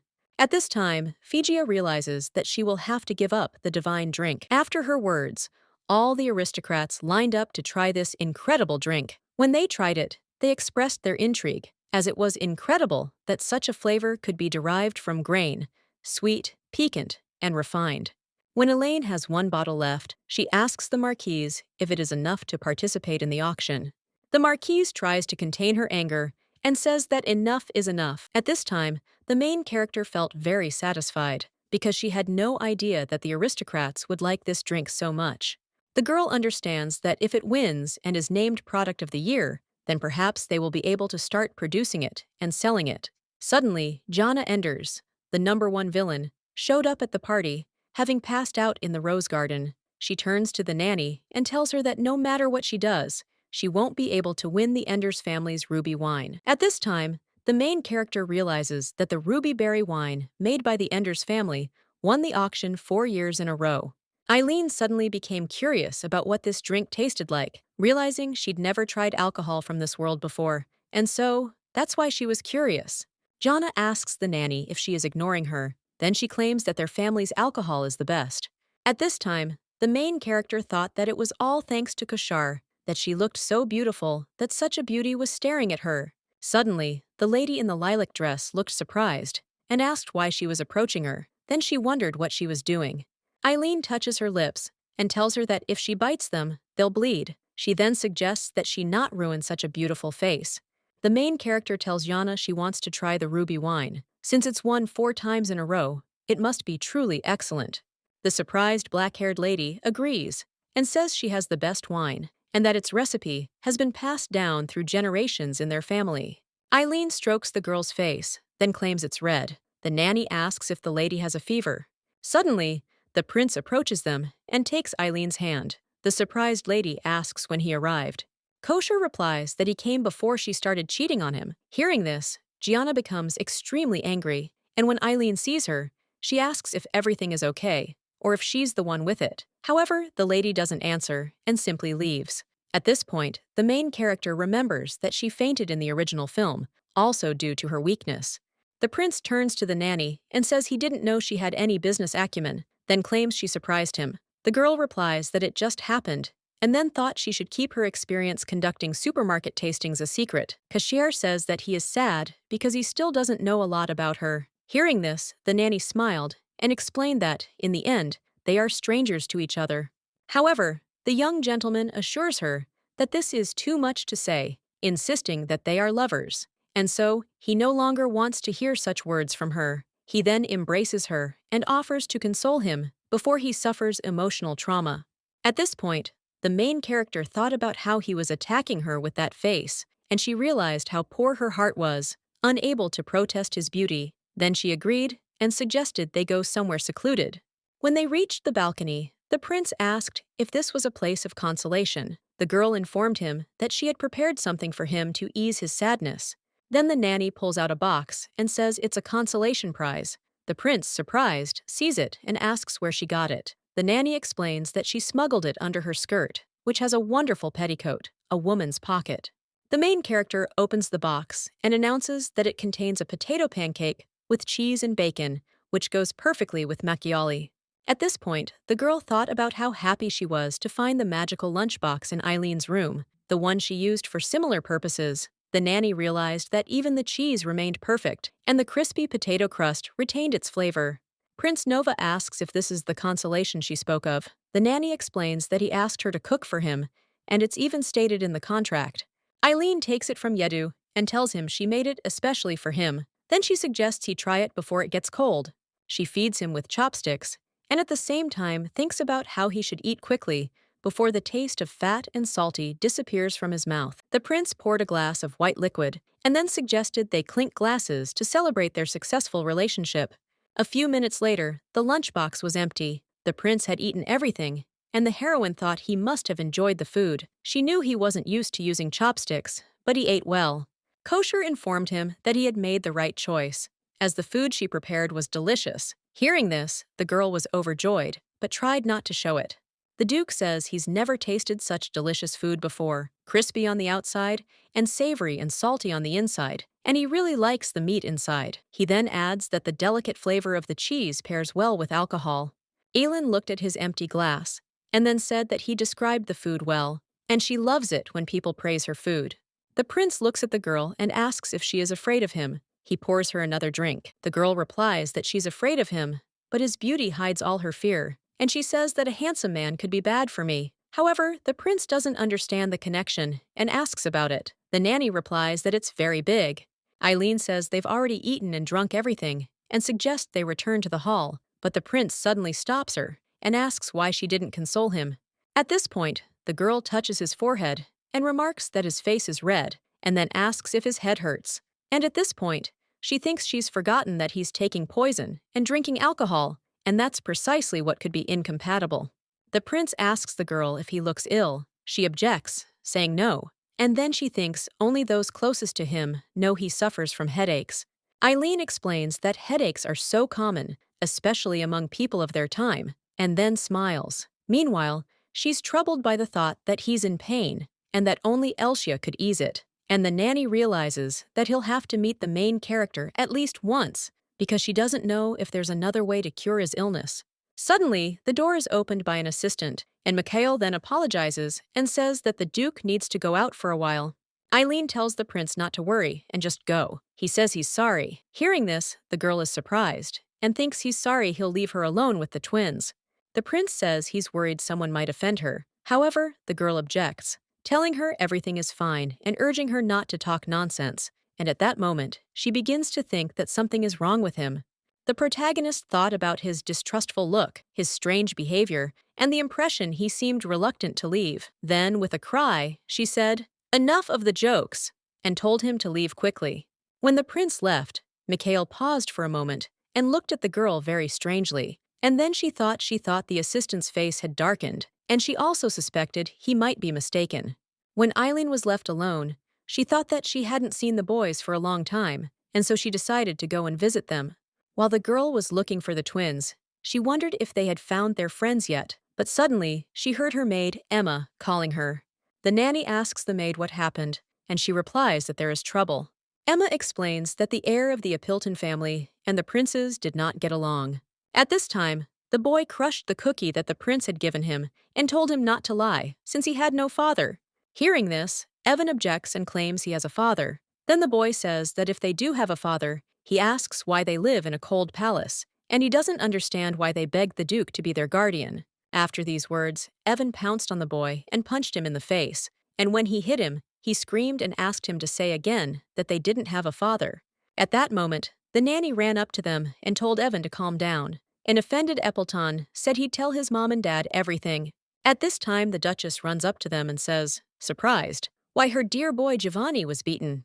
The son runs up to his mother, screaming, saying he's in pain. The surprised woman asks what's going on. However, without waiting for an answer, she cries out that the nanny taught the children to fight. Hearing this, Eileen explains that the heir of House Appleton was rude to her princes, and then she remembers that the Appleton nobleman swung his sword at Evan in the original novel. Mr. Appleton insists, screaming, that having children is impossible anyway, and then asks what kind of terrible upbringing she had among the princes. Suddenly, the Empress comes up to them and asks if the little princes are to blame for this. The Marquise says that the princes are still very young, and she believes that responsibility lies with the one who is closest to them. At this time, the main character thought that, apparently, the Empress herself incited Count Appleton to do this. Her parents insisted it was shameful and almost tragic, and at that moment, the girl thought that this was a difficult situation, but she somehow needed to protect the princes. Eileen turns to the Empress and tells her that Louis and Evan are also His Majesty's sons. She explains that Lord Giovanni denied this. Therefore, it is an insult to the honor of the imperial family. Father Giovanni, crying out, says that it was just a small verbal squabble between children. The Empress insists he's still a child, and therefore has trouble distinguishing right from wrong. And besides, Prince Evan took aim at the Count's son. Her Majesty asks if there's a difference between a simple verbal error and an inability to control one's anger. Hearing this, Giovanni's parents cry out that what the Empress says is true, and then ask her to punish this nanny properly. Her Majesty maintains that, although they say Duke Vladis has become their guardian, it is largely their nanny's fault, and therefore, she believes she bears some responsibility. After all, as the Empress mother, she had to take care of the little princes, and then she asks if all this didn't happen because she left them in the care of a nanny. The Empress turns to Madame Tuberoche and asks what she thinks about this. The Marquise says that the nanny who made mistakes in raising the princes should receive 30 lashes. A few minutes later, a knight entered the room with a stick. Seeing this, the little prince began to cry, fearing for their nanny. Eileen looked at the twins and then told Emma to take the little princes away and screamed that she had done it faster. The maid almost forcibly took the princes away, where they did not want to leave. The empress announces that since she is the duke's beloved, she may not take off her dress. At this point, the main character realized she would be in great pain, and she had only one desire: to run away right now. However, she realized that if she left, all the blame would fall on the children. The main character recalls that the contract didn't stipulate that kosher would protect her. She reflects on the fact that they did share a potato pancake and macchioli. Eileen really wants kosher to come and save her. Suddenly, the prince enters the room and announces that he didn't expect to see blood in the empress's palace. He then invites the girl to come to him, declaring her his bride. Seeing him, the main character was very happy and then ran up to him and hugged him. The empress realizes that she has failed, and then she screams at the prince, asking how dare he behave in her palace. Kosher explains that he punished the insect that tried to harm his bride, and then asks if she has any problems. Her Majesty argues that the nanny made a mistake and should therefore be punished accordingly. Hearing this, the prince asserts that the punishment is not directed at him. Suddenly, His Majesty enters the room and asks what all the fuss is about. Dionysus, Shire, Rion. Richard, the ruling emperor, who loved justice very much, was the father of princes and sheep. All the nobles who saw His Majesty immediately greeted him. The empress turns to His Majesty and says that it is a great honor for them that he has attended the eulogy party. However, the emperor asks what is happening here, Her Majesty. The empress explains that this was the little prince's first time attending a party, but there was a minor conflict, and it was probably all her fault, as she hadn't been paying enough attention. The emperor turns to the marquise and orders the hostess of the party to explain everything. The Marchioness Tuberoche explains that the prince actually started swinging his fists because of a joke made by the count's son. His Majesty asks if this is true. The Marchioness replies that it is true, down to the last word. Hearing this, the protagonist thought about how they had seen and heard everything, but couldn't understand how they dared to lie so shamelessly, and she thought about how the emperor would side with the empress. The heroine realizes that even if she tells the truth, it will sound like a lie. Then she cuddles closer to the prince and expresses her annoyance at hearing this. At this time, the prince thought that he should just kill them all. At this time, the drunken count reports that his mistress lies well. He holds a bottle in his hand and then smiles. The surprised wife asks Marquis Gerald what nonsense he is talking about. The Marquis looks at the bottle and says that he is in a great mood. The prince looked at Gerald and thought he was crazy. At this time, the main character remembers that she was told that while she was on the secret balcony, the auction was over, and this man won it. The Marquise Tuberoche suggests her dear husband come to his senses. He reports that he's knocked it all out, and says he's in a good mood. Suddenly, the lady tells them to look at the amount of the winning bet. However, when you look at her face, you can understand that this amount is quite serious. The surprised Marquise reports that such a huge sum will go down in history. The butlers announce that first place belongs to Evan Richard and Louise Richard Macaulay. The final amount of the winning bid is 4,000 gold pieces. Hearing this, the main character was surprised and said that this is a huge amount of money and it is enough to buy a small castle. At this point, the Marquise Tuberoche grabs her husband by the hair and, screaming, calls him a crazy freak. At this point, the Marquise Gerald turns to his wife and says she'll tear out all his hair and suggests leaving him. The Marquise asks her husband how many bottles of alcohol he bought and why he needs his empty head on his shoulders. A surprised Gerald asks how she knew about this. However, the Marquise doesn't answer and punches him with all her might. At this time, Eileen looked at them and thought that in her place, she would have kept quiet in public view. Marquise Gerald turns to his wife and claims she said he can buy whatever he wants. Then he reports that she said she'll be busy intimidating the lousy nanny. Hearing this, the Marquise Tuberoche shuts her husband's mouth and tells him he doesn't understand what he's saying. Then she quietly whispers in his ear to shut up, you idiot. However, the Marquis insists he can't breathe, and he's right. The surprised emperor asks Marquis Gerald what all this means. At this time, the empress approaches him and suggests that His Majesty not listen to the nonsense of a drunken man. However, the emperor asserts that he will listen to the Marquis's testimony and suggests that the empress not interfere with him in this. This is when Marquis Gerald bites his wife's hand and screams that he heard everything and says that his wife conspired with these pigs, and then he points to the Appleton family. The Marquis claims they agreed to arrange for the nanny to be flogged, and he won't keep quiet about it, as he feels it's unfair.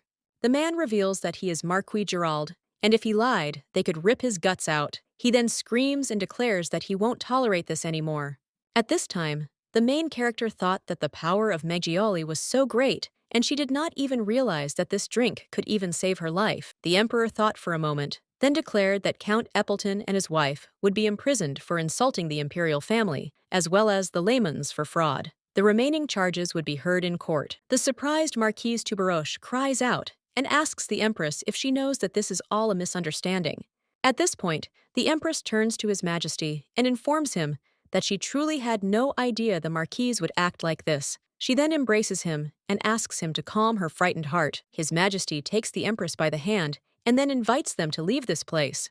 At this point, the main character doesn't understand what happened and thinks she almost died anyway. She understands that her drink won the auction, but she doesn't know where the emperor came from, and all these thoughts just don't add up. The prince turns to Eileen and suggests that she leave here. The main character looked at the frightened princes and invited them to come to her. Then she hugs the boys and tells them everything is fine and suggests they forget about it. Eileen informs the princes that they are the winners today, and therefore they should be in a good mood. Sitting in the carriage, the girl realizes that she has finally calmed down and can soberly assess the situation.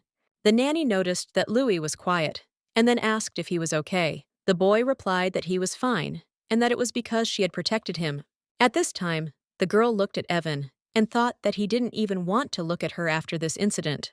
Louis approaches the nanny and asks if he can ask her something, and the girl suggests asking whatever interests him.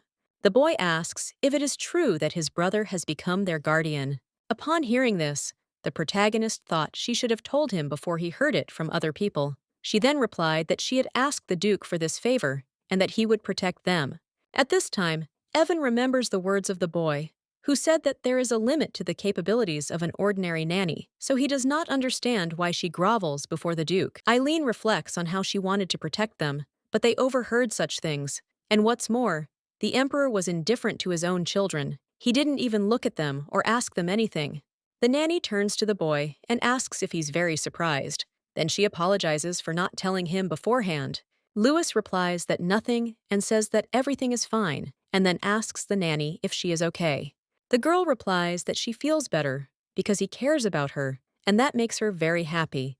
Hearing these words, Louis says that he can't do anything, and then he starts crying. Seeing the upset boy, Eileen screams that she is fine, and therefore suggests the boy to stop crying. At this time, the prince smiles and says that it is normal that children can't do anything.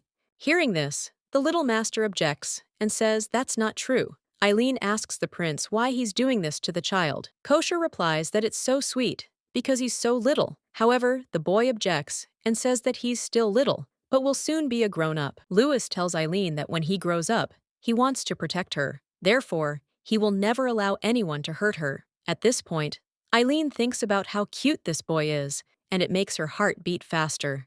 The little prince turns to Eileen and tells her that something terrible almost happened. However, this makes him sad because he couldn't do anything about it.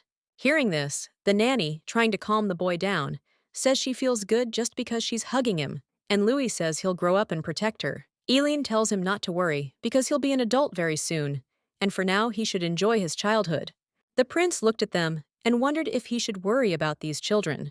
Evan understands all this and says that even if they grow up, everything will remain the same. He explains that abandoned members of the imperial family cannot protect anyone. Hearing this, the nanny asks why he says that, and Koshar says that the younger brother is worse than the older one. The girl asks the Duke why he says that. The prince explains that if they can be hurt, so can Eileen, because she's their nanny. He then asks the boy if he plans to leave things as they are, and asks if he'll try to change anything. The Duke turns to the boys and asks them to tell him directly who Eileen is to them. Evan says that he hated her, but now she has become important to him. The little prince turns to the nanny and apologizes for getting angry, and explains that in fact, he knew that she was doing this for their protection, and that is why he only got more angry. Evan worriedly says there's nothing more he can do. He understands that only with a guardian can he be protected. At this point, Eileen realized how much he was going through. After all, the boy couldn't figure out how to open his heart to Eileen, whom he had previously hated so much. Louis hugs his nanny and tells her that she is his favorite person in the world, and that's why he wants Eileen to always be with them. Kosher understands all this and asks if they need his care. The boys confidently say that they really need his care and offer the gentleman to take care of them. Louis says he wants to grow up quickly, and Evan says that when they become adults, they'll pay off their debt to the prince, so they suggest the Duke not push it too hard. After all, when they become adults, they'll be able to help him too. At this time, the main character thought that the children had accepted Koshar, and this made her feel better. The prince hugs the girl and asks if she heard. Then he declares that it's wonderful to have 2 little knights with you. However, the lady objects and tells him not to hug her, because there are children there, and at that moment, she thought about how strong his grip was. Kosher says he has to compete with the younger men. However, the girl claims he let her go because the princes were watching them. The Duke tells the girl to be quiet, because he needs to win the competition with the kids. Louis says he wants to hug Eileen too. However, the prince objects and says that when he grows up, he will definitely hug her. At this point, the main character doesn't understand why everything is happening this way. However, she feels nothing but pleasure from it. When they arrived at the palace, the girl turned to the princes and said that they needed to discuss something. The nanny explains that she actually received an offer to move in. She also explains that this isn't the imperial palace, and that it's a much nicer place than where they currently live. The boys are surprised to hear this, and Evan asks if this is the guardian's house. Eileen agrees with him, saying that this is the Duke's residence. She explains that since he's decided to become their guardian, living with him will be much safer. Louis wonders if even if they move, their home will always be here. The nanny agrees, saying they can always come back. The boys say that they agree because they need to be safe from all sorts of villains.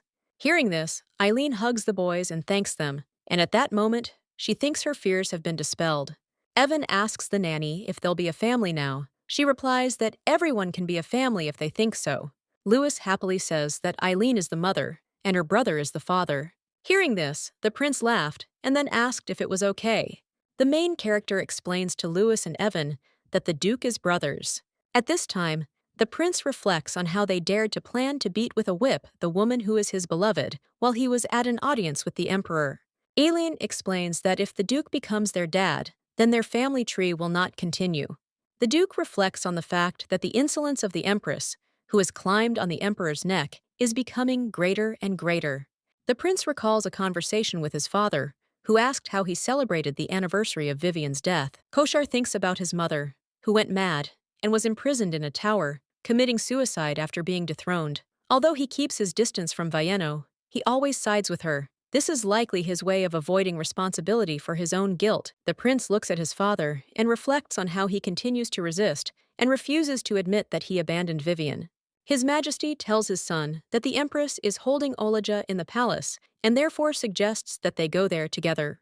The prince understands that his father was curious about his beloved Eileen, and he realizes that, whatever the case, they were lucky the Emperor went with him. After all, if the Emperor hadn't been there, he would have torn off that knight's head, not his arm. The Duke realizes he's nearly lost his mind that day, and the only reason he's held on is because he ate the food Eileen cooked, and he senses there's more to come.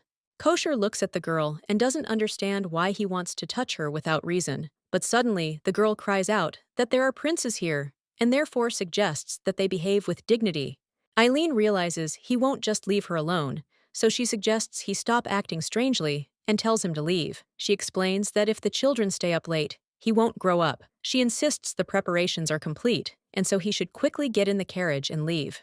The girl informs the Duke that they will move as soon as they finish packing. She also thanks the gentleman for this evening, because she understands that if it weren't for him, she would have gotten into trouble with the Empress. Kosher takes the girl's hand and kisses her. Then he tells her that this is the first time he'll be living with someone. He also tells her that he can't wait for the day when she moves in with him.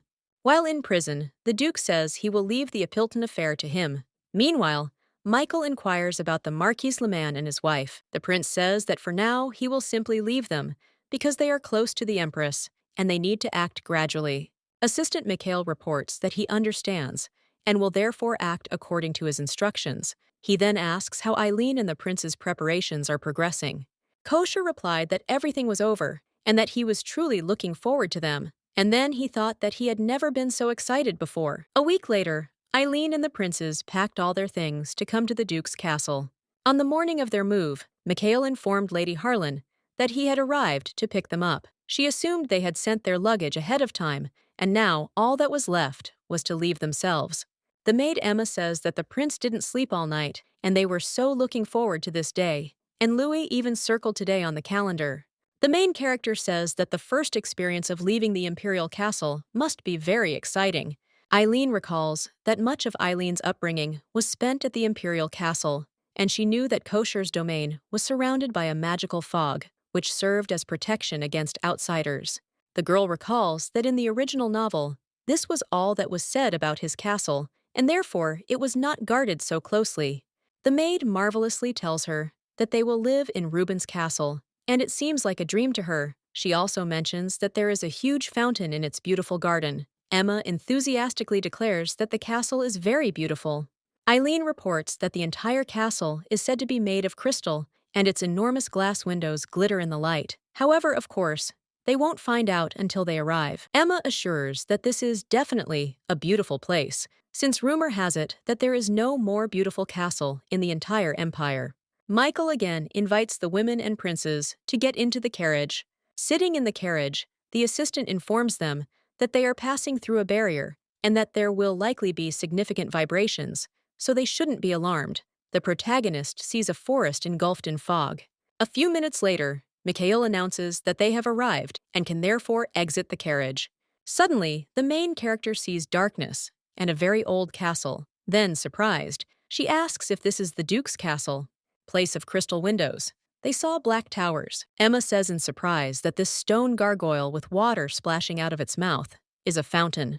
The surprised protagonist watched as a flock of crows descended upon the castle like a black cloud, and then she realized it was the devil's castle.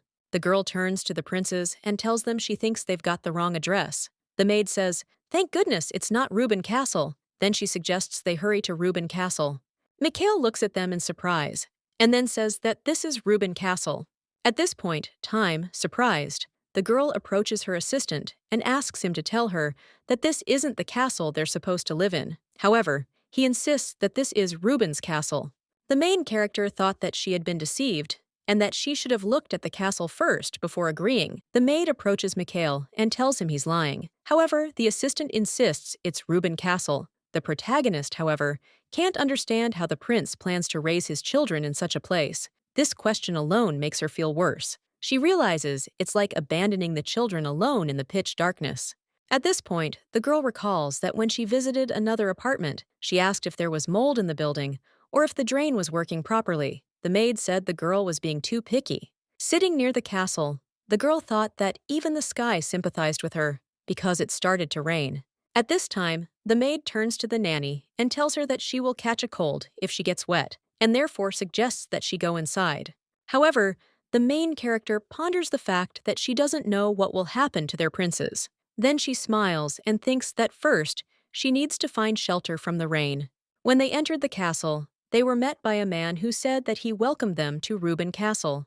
At this point, the girl and the maid thought it was a ghost and screamed about it. The girl said it was like something out of a horror movie, and the maid said they needed to return to the carriage. However, Mikhail calms them down and informs them that this is the butler. The man says his name is Dracu Baloshu, and he is the butler of Reuben Castle. He then says they were frightened by lightning. At this point, Eileen looked at the butler and wondered about his pointed ears and gray skin, and he certainly fit the description of the Mines who lived in the darkness of Varahan. The girl recalls that in the original novel, the continent was divided into 4 parts. The Empire of Richard, founded by dragons, the Sacred Empire of Rubens with its Temple of Light, and the 5 principalities of Suruis, living in harmony with nature, and Varakan, home to the Minas, descendants of demons. Koshar, possessed by Elsia, cut off the head of King Maine in order to start a war. Then he conquered Varakan, making them his power. The main character understands that only the strongest becomes king, and when he was the Demon King, it was the peak of Kosher's development. However, the girl remembers that this only happened halfway through the novel. She thinks it should only happen 3 years from now, and she doesn't understand why mine is already here. At this time, the maid asks the nanny whether the gentleman is a man. The main character explains that she thinks he is from Varakan, and that this is the place where the Minus live. Emma was surprised to hear this and asked where mine came from. Nanny replied that she didn't know either and suggested they calm down first. However, the maid insisted it was a disaster. Mikhail calms them down and tells them that it's normal because they were scared when they saw Maine for the first time. The butler says there's no need to apologize because he understands everything, and at that moment, the main character realized how scared she was. Meanwhile, the boys were exploring the castle, and Lewis asked why the statue had 3 heads. Evan replied that he thought the sculptor was very sleepy when he created it. Mikhail says that the butler Dracu will show them the castle, and then says that he must leave. Eileen suggests that the assistant stay longer and asks where the swindler is and when he will return. Mikhail replied that they were expecting him tomorrow morning. Then he said he had to go, as he still had things to do. At that moment, the girl thought he looked like a middleman who had a hand in a fraudulent deal, and she couldn't understand how he could leave so quickly. The butler addresses the guests and invites them to follow him. He then announces that he will show them the castle. After these words, he collapses. The astonished ladies ask if he is all right. The butler apologizes and explains that he's not feeling well. However, he'll try to show them everything. Louis turns to the butler and says that if he's sick, he shouldn't do this. Evan asks if he's really okay.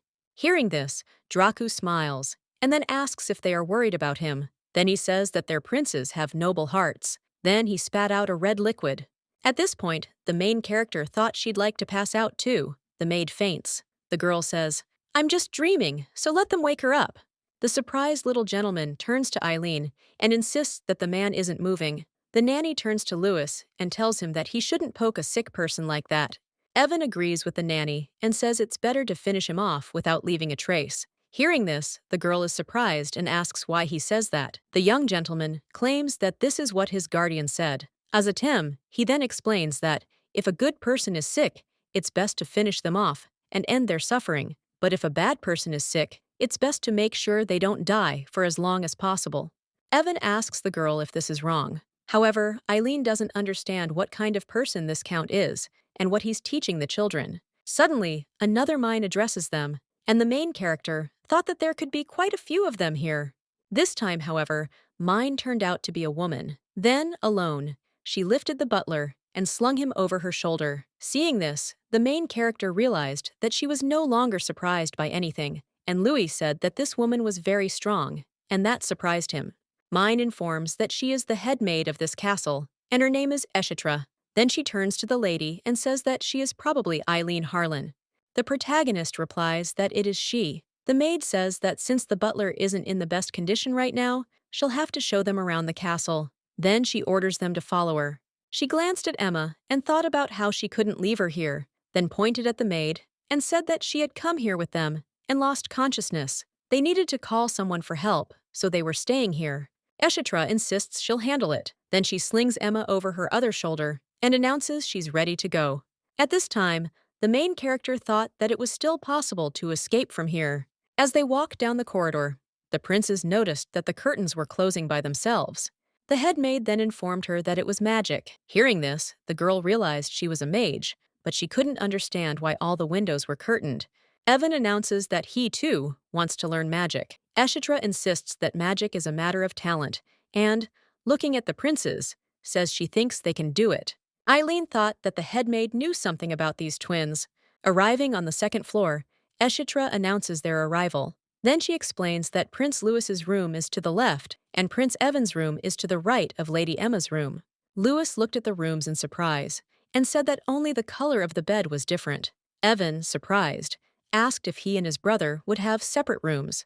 The senior maid says that if they don't like it, they can live together, and then she tells them to say so and not be shy. Louis says he wants his own room. However, Evan asks if he can really sleep alone, as he's afraid. Louis insists he's not afraid because he'll be an adult soon. At this point, the main character sighed with relief and thought how glad she was that at least the children's rooms looked okay. Then she asked where her room was.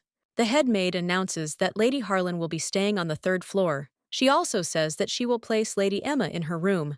At this point, the main character thought about how she'd be living on the 3rd floor, and therefore thought it was a good idea. She also considered that if she didn't agree to go, she'd be forced to take the place on her other shoulder.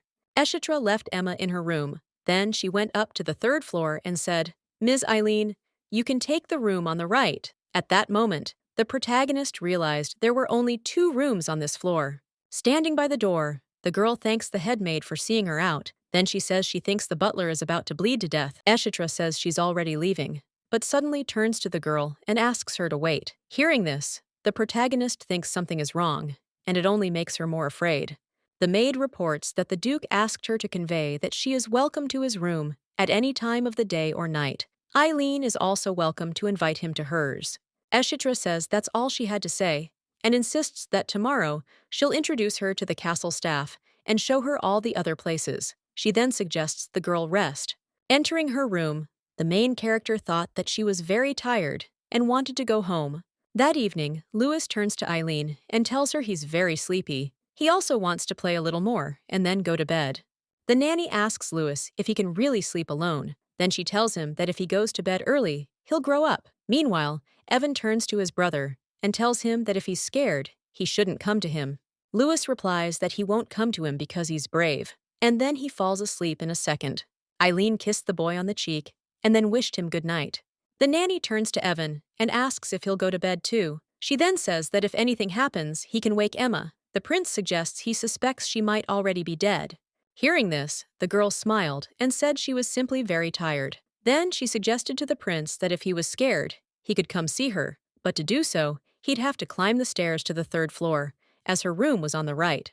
Evan agrees with the girl and then asks if she'll hug him. At this point, the nanny realizes she's listened to her and asks what he said. However, the prince replies that he didn't say anything and says he's going to sleep, so he suggests she leave. At this point, Eileen realized what he had said, and then she kissed him on the cheek and wished him good night, calling him her prince. The boy wished her the same, and at this point, the girl thought he was cute. After this, the main character went out into the hallway, and she thought about how she didn't know where the cafeteria was. However, she felt her throat was very dry. Walking down the hallway, she glanced into the corner and thought there was someone there. Then she came closer and saw the butler holding a glass of red liquid, and then the girl realized she too was about to pass out. When the girl opened her eyes and saw the prince, she realized she clearly remembered fainting and wondered if it was a dream. After all, she realized she hadn't dreamed anything other than a supermarket in a long time, and so she thought it was all a dream. Eileen looked at the prince's chest and thought that, although it was a dream, she could still see the muscles clearly. The girl looks at the prince and smiles, and then says that he is crazy handsome. The main character grabs the Duke by the cheeks and, screaming, calls him a fraud. Then she asks how he could trick them into moving to such a place.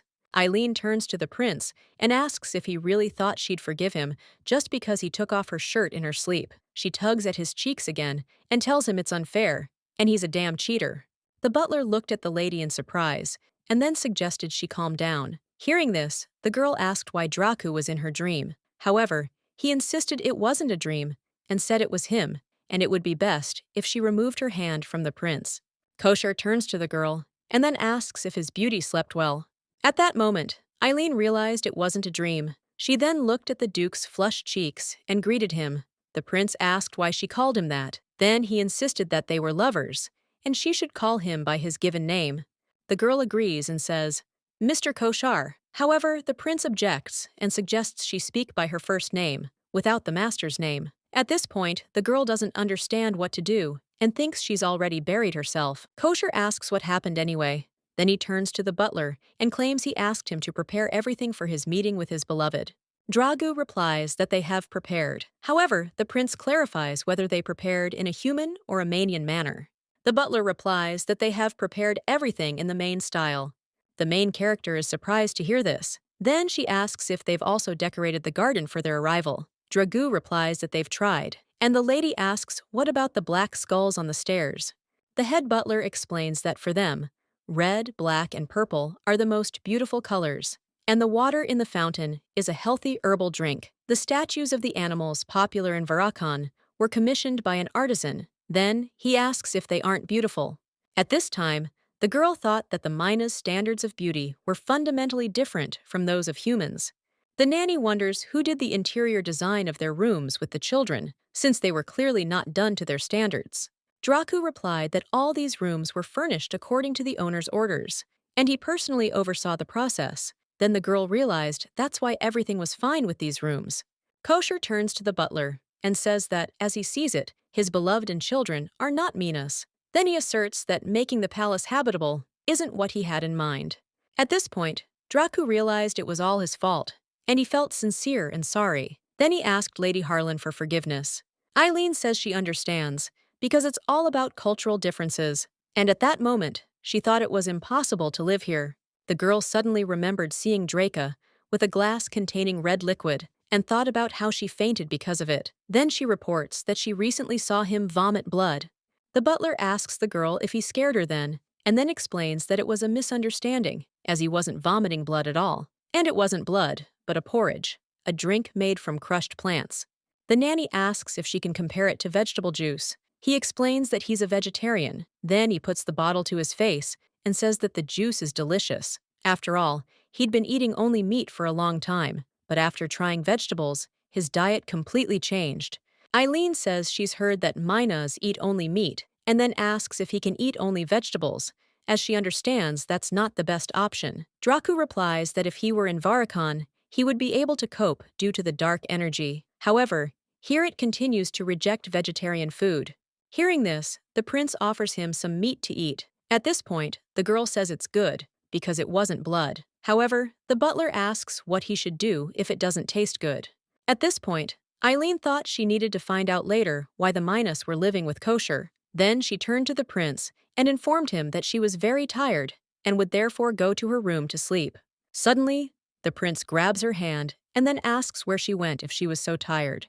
Kosher claims this is his lover's bedroom, and then he lays her down on the bed. At this point, the butler announces that he's leaving, realizing he doesn't want to disturb them. Lying in bed, the girl looks at the prince and thinks about how she'll spend her hot night. She knows he's handsome and has a perfect body, but she wonders if this isn't too drastic. However, those chest muscles are driving her crazy. The prince turns to the girl and, surprised, tells her that she has a nosebleed. Eileen explains it's because she's really tired today. Then, with a squeal, she says she swears it's not his chest muscles at all. Kosher asks the girl to bow her head, then takes a handkerchief and wipes her nose. At this point, the girl thinks how embarrassing this makes her. Then she apologizes for criticizing him. The main character explains that she thought it was a dream because the interior was too creepy. The count says he understands her, and therefore offers to change everything to suit her tastes. Hearing this, the girl is surprised and asks if she can really do that. The prince replies that she can do whatever she wants, since she is his beloved. Aelin replies that she doesn't mind and says that her tension has eased, which is why she feels sleepy. At this point, the prince says that in return, she owes him a favor. However, the girl didn't hear anymore because she fell asleep. The next morning, Eileen woke up screaming, saying she didn't understand why she'd fallen asleep in Kosher's room, and she didn't understand where he'd gone or why. The main character realizes she needs to go back to her room first. When she gets there, she stands near the door and thinks about how crazy this could make her go. She doesn't understand what to do here anymore. Then she convinces herself she didn't do anything wrong. The girl remembers that the prince said something, but she can't remember it. Suddenly, the nanny heard someone knocking on her door, and then she realized it was Kashar, and she couldn't meet him so soon after what had happened. When the lady opened the door, she saw Aishatra, who said that she first went to the master's bedroom, but he was not there, and so she came here. Hearing this, the girl doesn't understand how she knows she slept with Koshar. Then she asks where the prince is. The head maid replies that he's gone to the training grounds, and the girl says she understands since her bunny is so cool. And then she thinks about how she's said too much, and then she asks if the princes are still asleep. Eshatra informs her that her maid is with the prince now, and therefore invites her to go down to them together. The princes meet them in the hallway, and Louis hugs the nanny. The lady asks if they slept well. Louis replies that he was scared because he woke up alone this morning, but everything is fine. Evan says nothing bothered him, but when he knocked on the door, it opened right away. At that moment, the nanny thought that perhaps he wanted to visit Louis too. Then she suggests the boys go get something to eat. Eshatra announces that she'll take them there, and the boys look at Maina and think, this is that strong woman. She turns to them and suggests they call her Eshatra. Louis resolutely takes her hand. At this point, the main character thinks the princes aren't afraid of her at all. Evan asks the nanny if the woman is a mage, Hearing this, she thinks he has an interest in magic. Then she remembers that both twins grew up to be powerful mages, but only Evan could fully control it. And at this time, the main character thought that she needed to find a person who would teach them magic. And the maid Emma apologizes for yesterday. Eileen says it's nothing serious and understands her fear. And then it occurred to her that she, too, had actually fainted. The maid says she was probably overly sensitive since she'll be working with them. Nanny says she understands and suggests she not worry so much. Eileen looked around the room and thought about how the cafeteria still looked like a horror movie set, and she wondered if the food would be decent in a cafeteria that looked like that. The headmaid announces that the food has been served, and looking at the table with food, the girl thought that it looked appetizing. Eshitra informs that the chef here is from the Richard Empire, and therefore she should like it. When the nanny tried the dish, she said that it looked a little rough, but tasted good. And through the open door, she saw people watching her intently, and she couldn't figure out who they were. Then she realized there were both citizens of the Empire and Maines here. The servants watched the nanny and the princes closely, and the boys seemed very cute to them.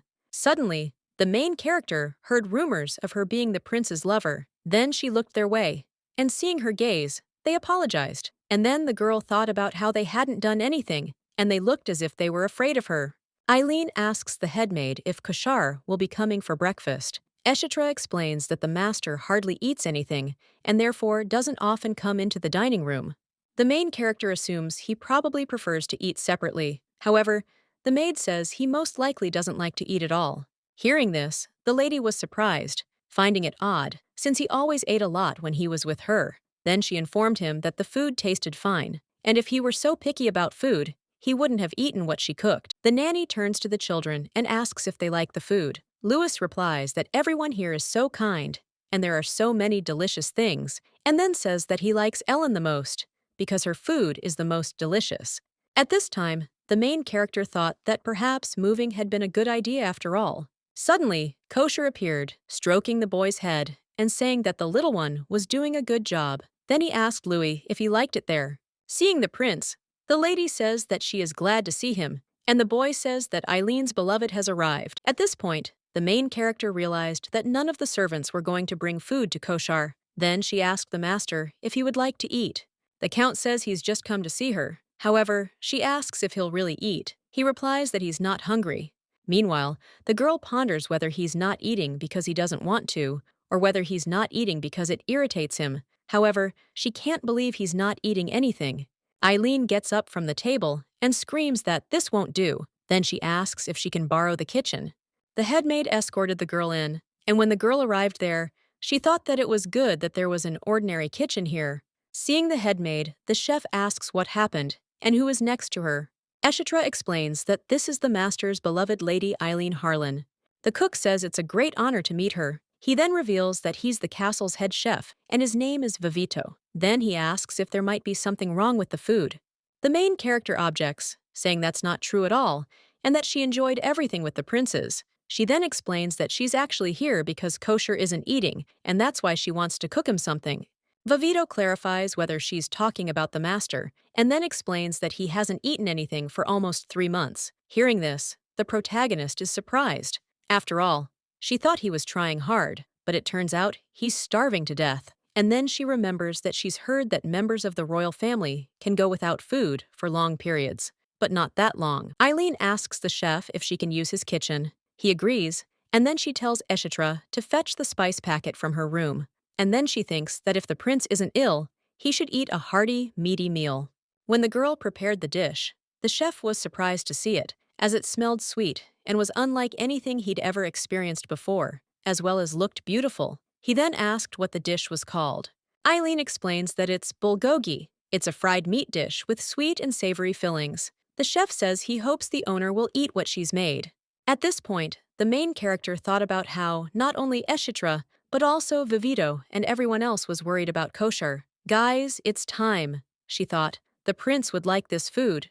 When the nanny brought the dish into the dining room, she turned to the prince and told him he should eat well, reminding him that he was setting an example for the children. Everyone looked on in surprise to see if the prince was eating or not. He tried one piece, and the count said the lady surprises him every time. He then said the taste is moderately salty and slightly sweet, and so soft it seems to melt in his mouth.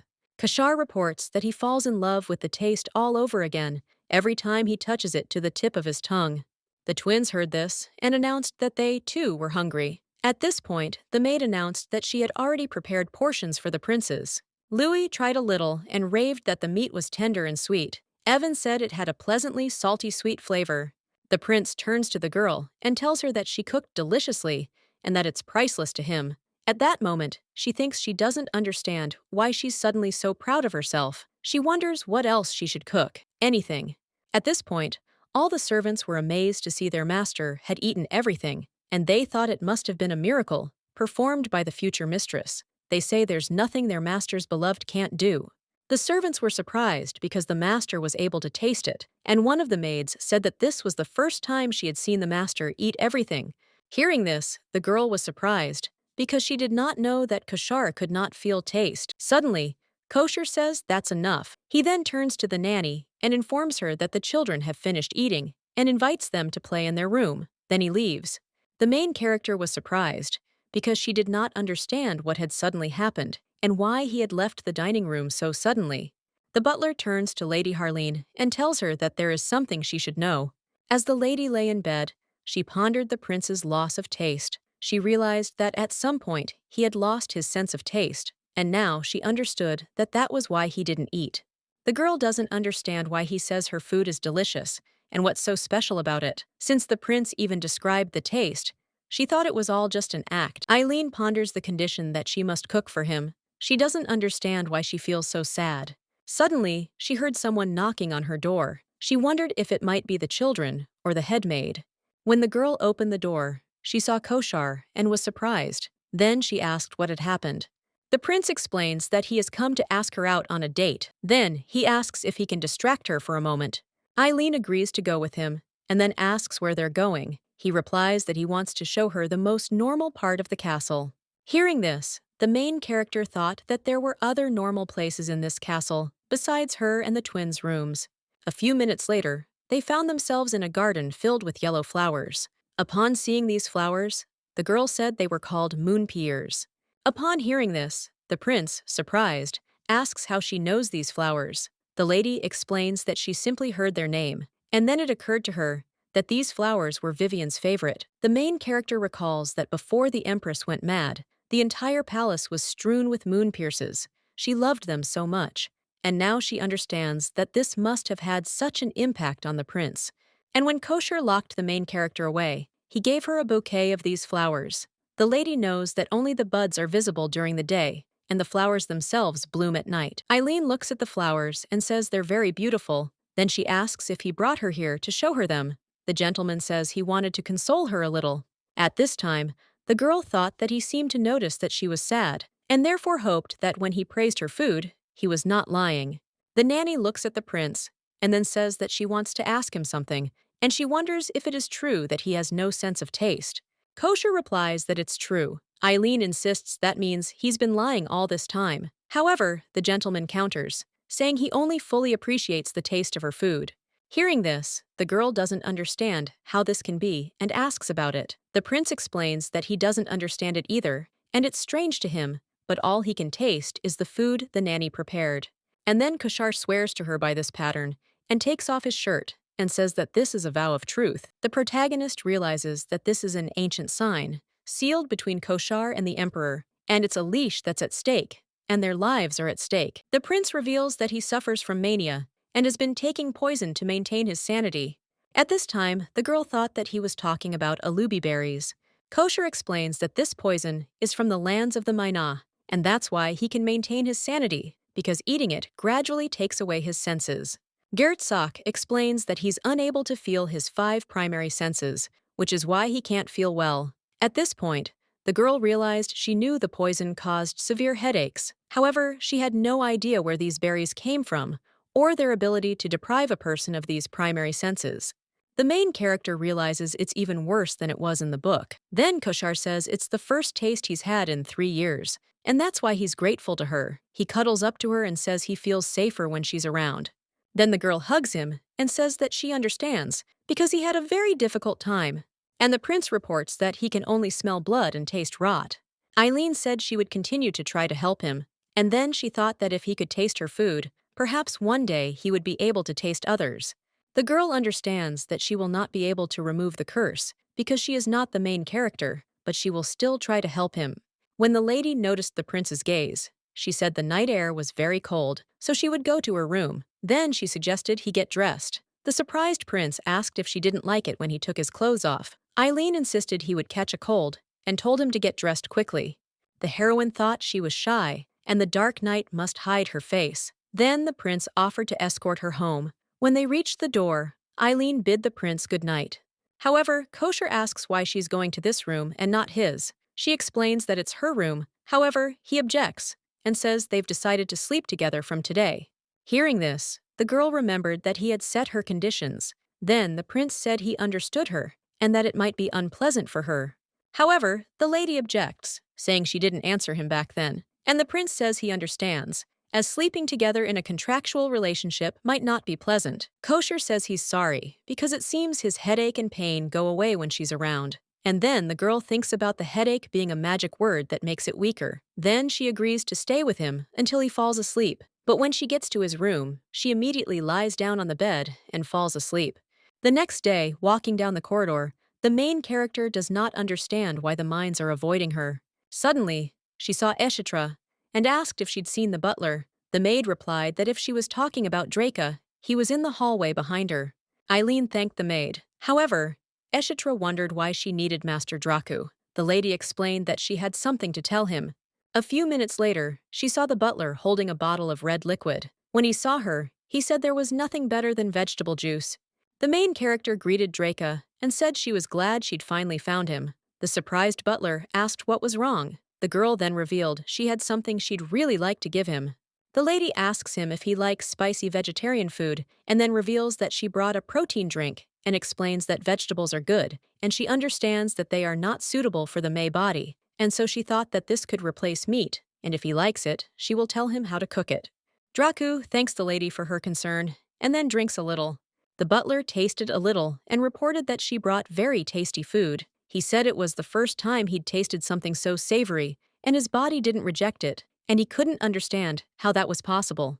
At this time, the main character thought that it was good that there were such organic products, and said that she didn't know that he would like it so much, and next time she would bring more.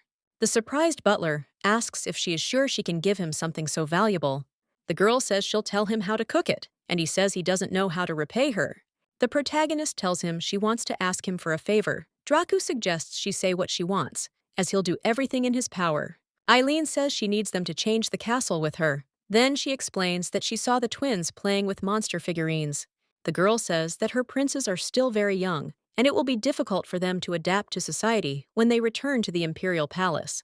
Dracu says he understands. After all, it's Richard, and people live there. Then he asks what needs to change. Lady says she's made a deal with him, so now all she has to do is talk to Kosher. He offers to escort the girl and informs her that the prince is expected in his office. At this point, the lady says that this needs to be sorted out as quickly as possible, and so she thanks the butler. Eileen asks the butler how he ended up in Richard, and says that she hasn't heard anything about it since he is a secretive person, and she doesn't know much about Kosher at all. Dracu says she probably didn't expect to see mines in Richard. Then she explains that they served the Duke even before the castle was built. At this point, the lady reflected on how they had been connected to Kashar even before he took possession of the duchy. And then, she asked if he had known him since the war. Dracu tells him that she's guessing correctly. Then he explains that they were mercenaries for the allied countries. Vladis's allies was stationed near Varakon. There they first met as enemies. However, they did not dare confront him. The master butler reports that from that day on, they were impressed by his strength and decided to follow him as their master. But it wasn't just the Minas and other prisoners of war who followed him, even the orphans. He also says that everyone who works in this castle is connected to the war. Dracu reports that they were all pardoned by Mr. Kosher. Hearing this, Eileen thought about how it happened when young Kosher was fighting in the war, having been deposed by the crown prince, and now she understood why they all wanted to help him. However, she thought he was already preparing to become the Mine King. After all, she understood that there was only one reason the prince became the Mine King, to obtain Elsius, and that was what started the Continental War. Standing in front of the master's door, the girl thought that this massacre on the continent must be prevented. Entering the office, Kosher asks the girl if she slept well, and then reminds her that she forgot about him. Eileen looked at the prince and thought that he was dazzling early in the morning.